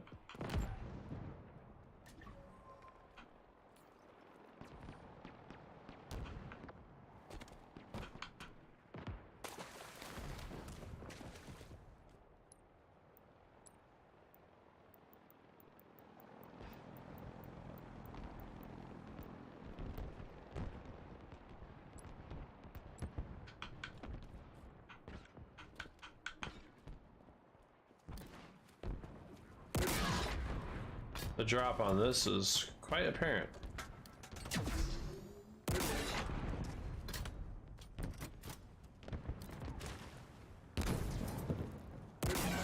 That didn't hit him?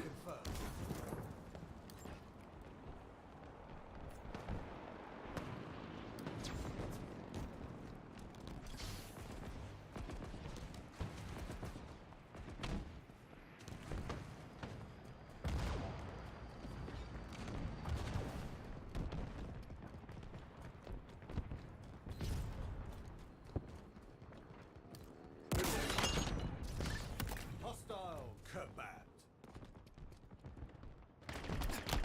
Oh my gosh.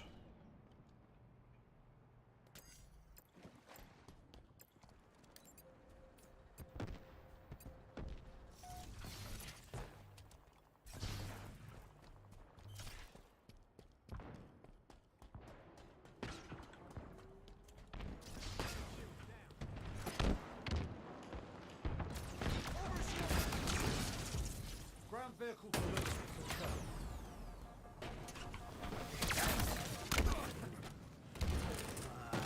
Do that again. How did I die? The feed, I wasn't even in it.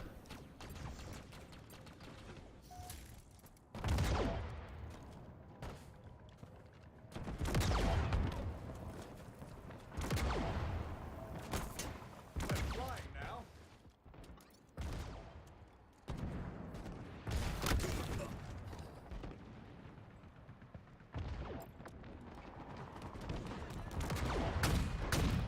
Spartan down. Up and away. Ground vehicle requisition.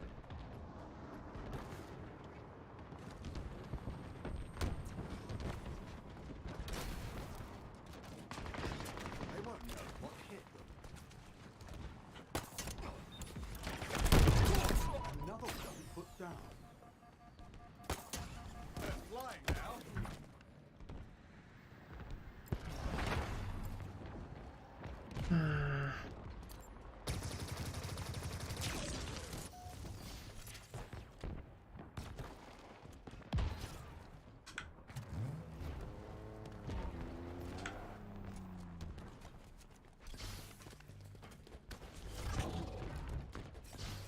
Skewers in friendly hands.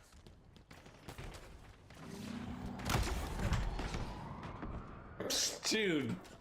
Ugh.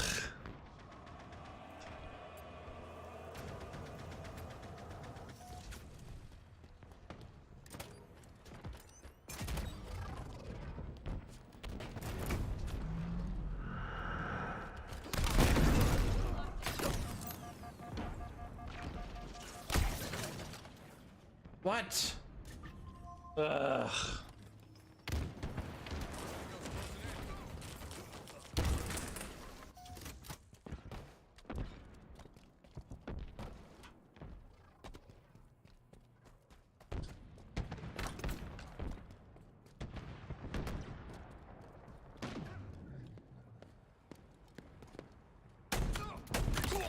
Yard sail.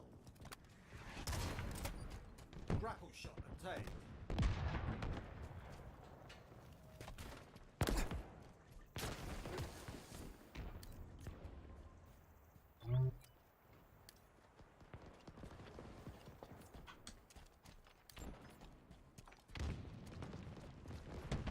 Up the shield.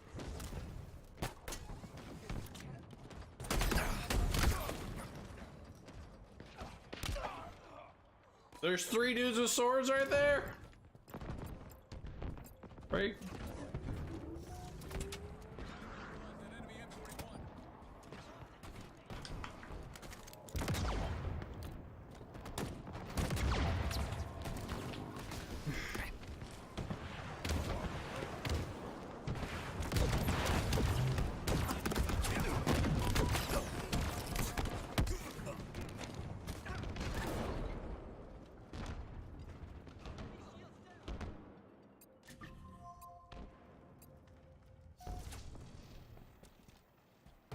The enemy is about to prevail.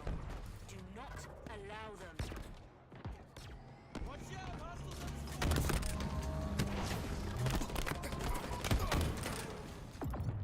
Cool.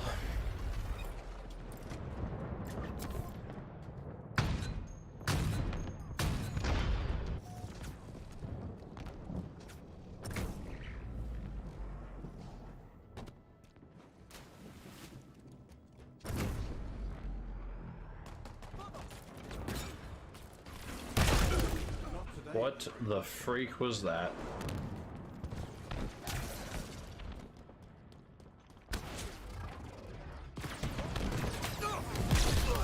Another one put down. Didn't know there was an exit there.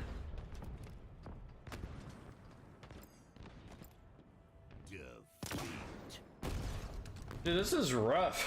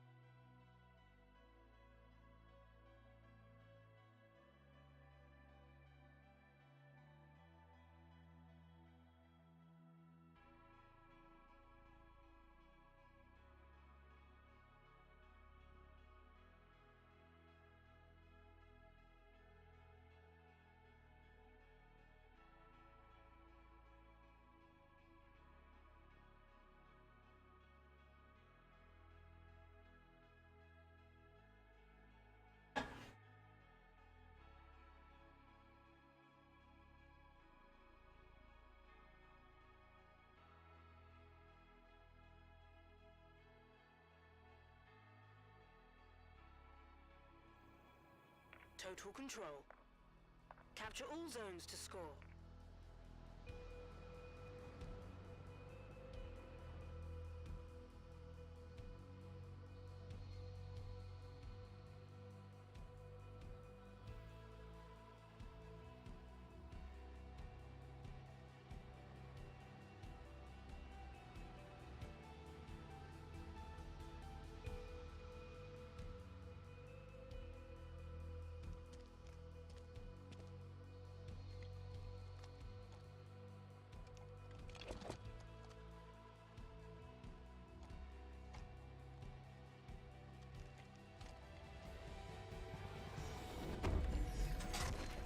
Hold all 3 zones to score. One of ours is capturing a zone.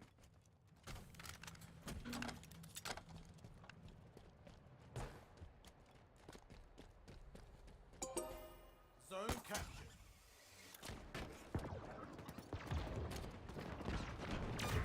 Zone contested.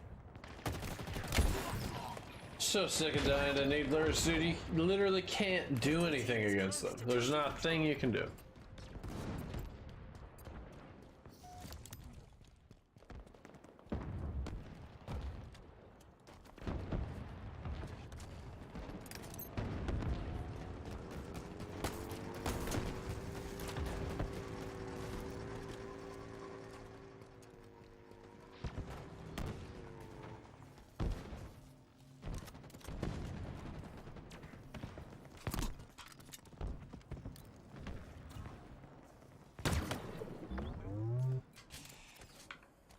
The enemy is capturing a zone.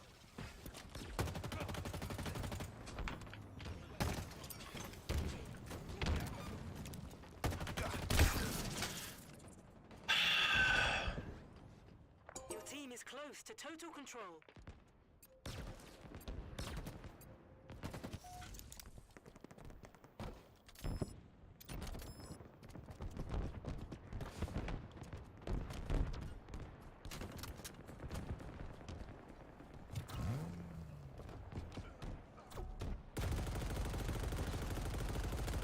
Hostiles are capturing a zone.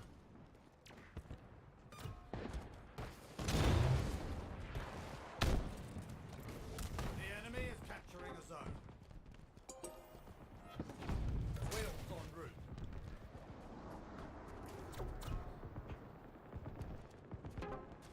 Zone lost. An ally is claiming a zone. I see headshots in your future. Taking cover. An ally has captured a zone. One of ours is capturing a zone.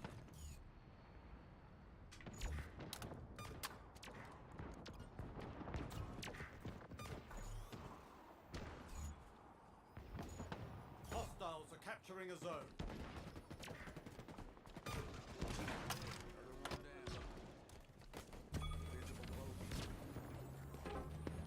Zone lost.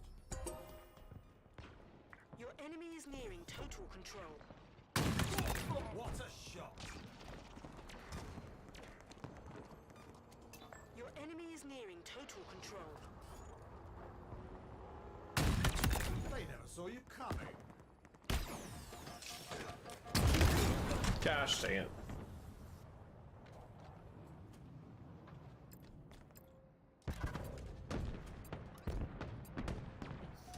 Your team is close to total control. Zone captured.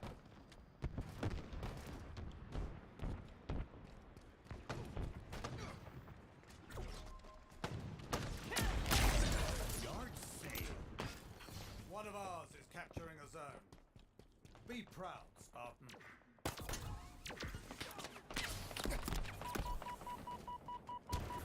The enemy is capturing a zone.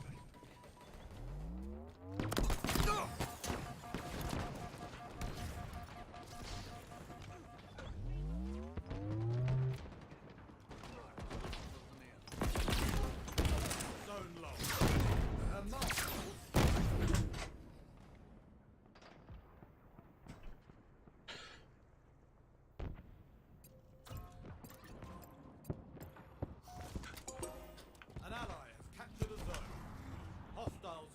capturing a zone.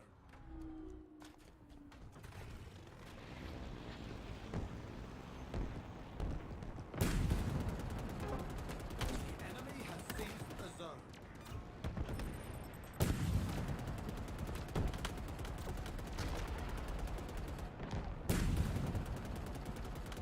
An ally is claiming a zone.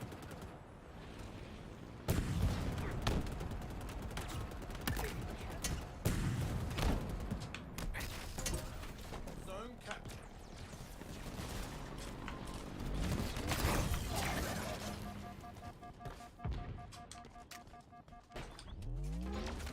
The enemy has seized a zone. That rattled them good, eh?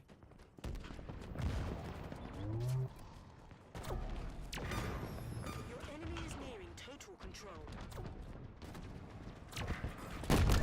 Killing spree. Whales en route. Hostiles capturing a zone.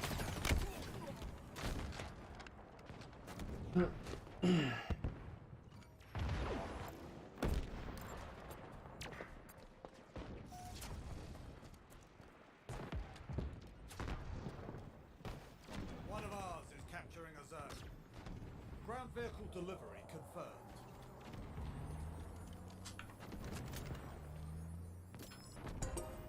Zone captured.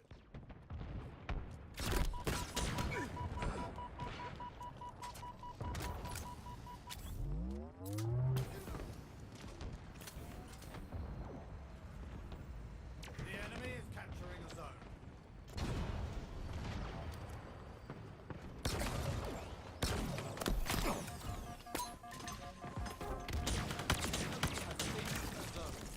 The enemy is capturing a zone. Tag and bag.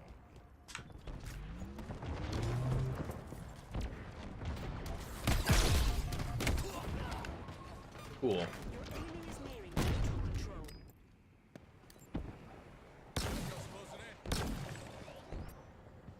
An ally is claiming a zone.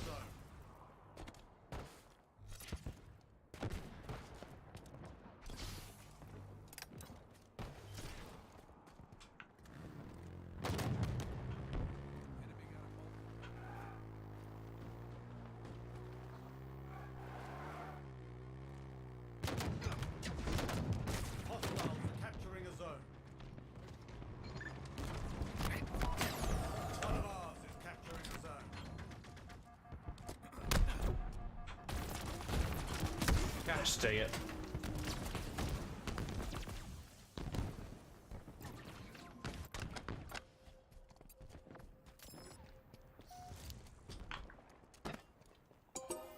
An ally has captured a zone.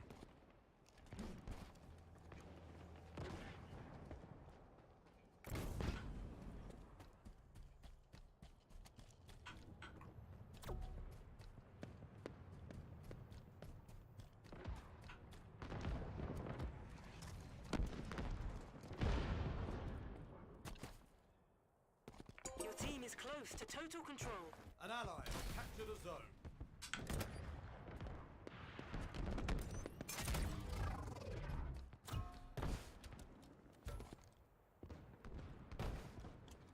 Hostiles are capturing a zone.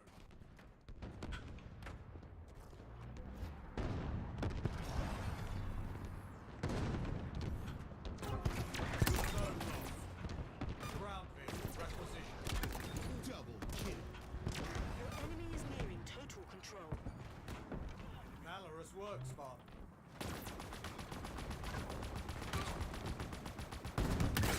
You are an artist, and this vehicle is your brush.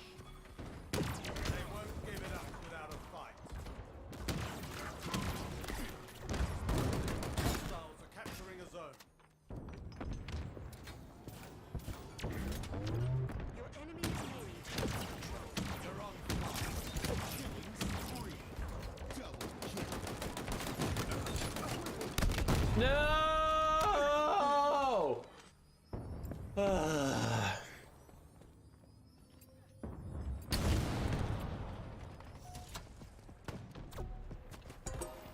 ally has captured a zone.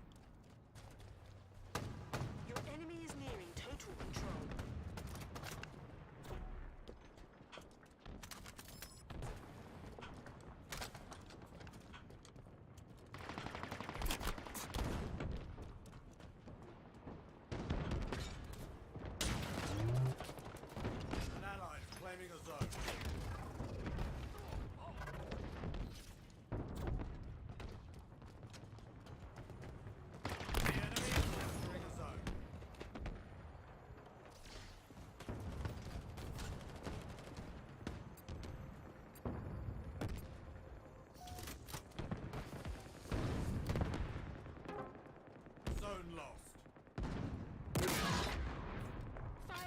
remaining. We've lost a teammate.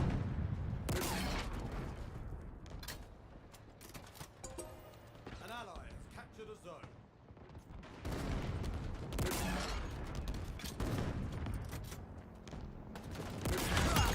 Skewer.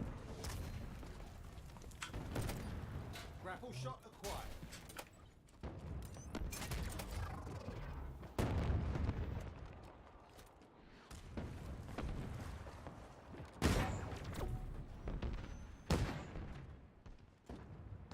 Shields are down. An ally is claiming a zone. Kebab them all, Spartan.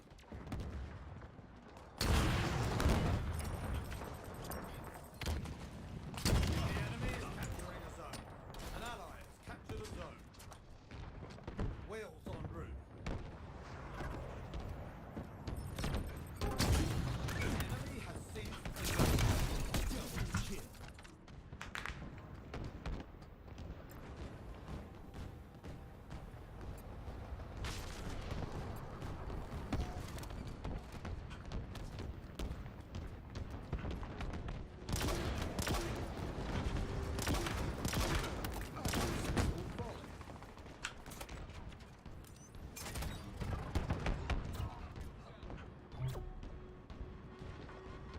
Bold move, Spartan.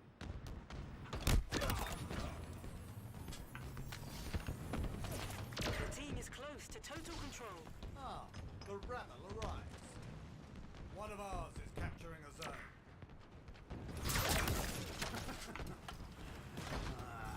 Do that again.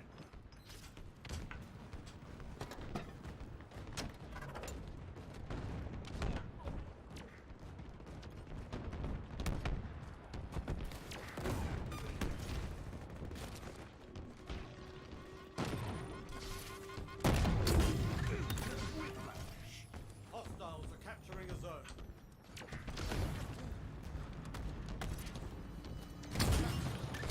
Killing spree.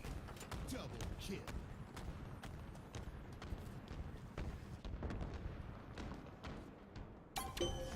Your team has total control. You got new zones incoming.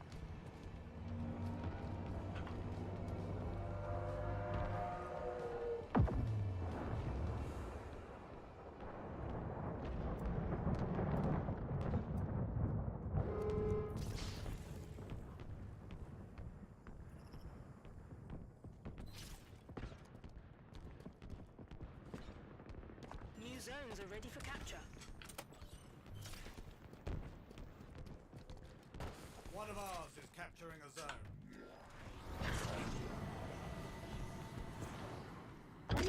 One of ours is capturing a zone. An ally has captured a zone. Hostiles are capturing a zone. Your team is close to total control. An ally has captured a zone. How tragic for them. The enemy is capturing a zone.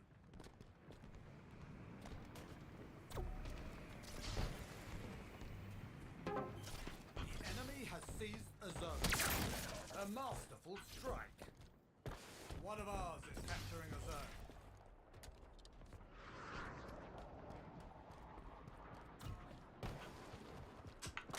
I see headshots in your future. Zone captured. 1 minute remaining.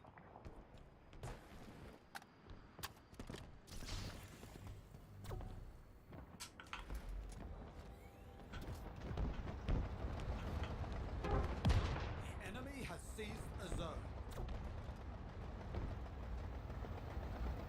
Target spotted.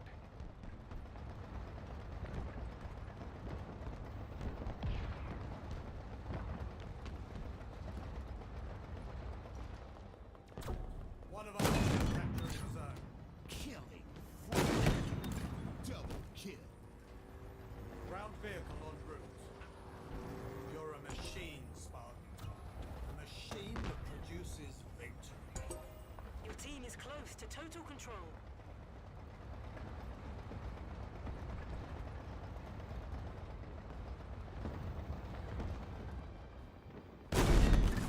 You're on roll, Spartan. victory, Spartan.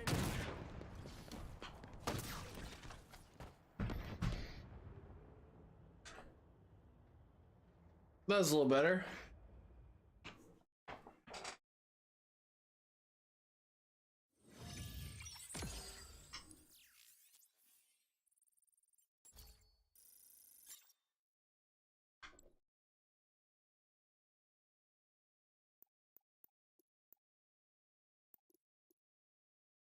Outer performed? What does that even mean?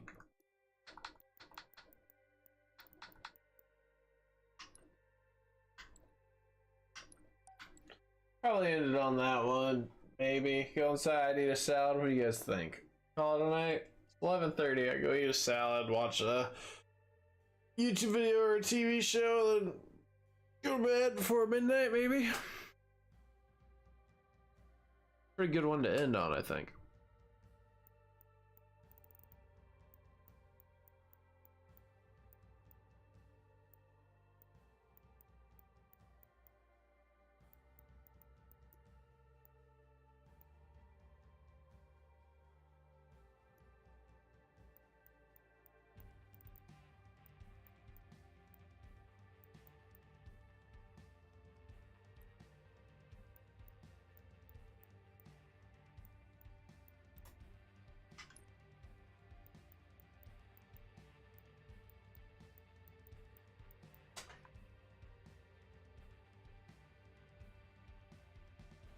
Riley, what are you doing? Why didn't you hop on or something? You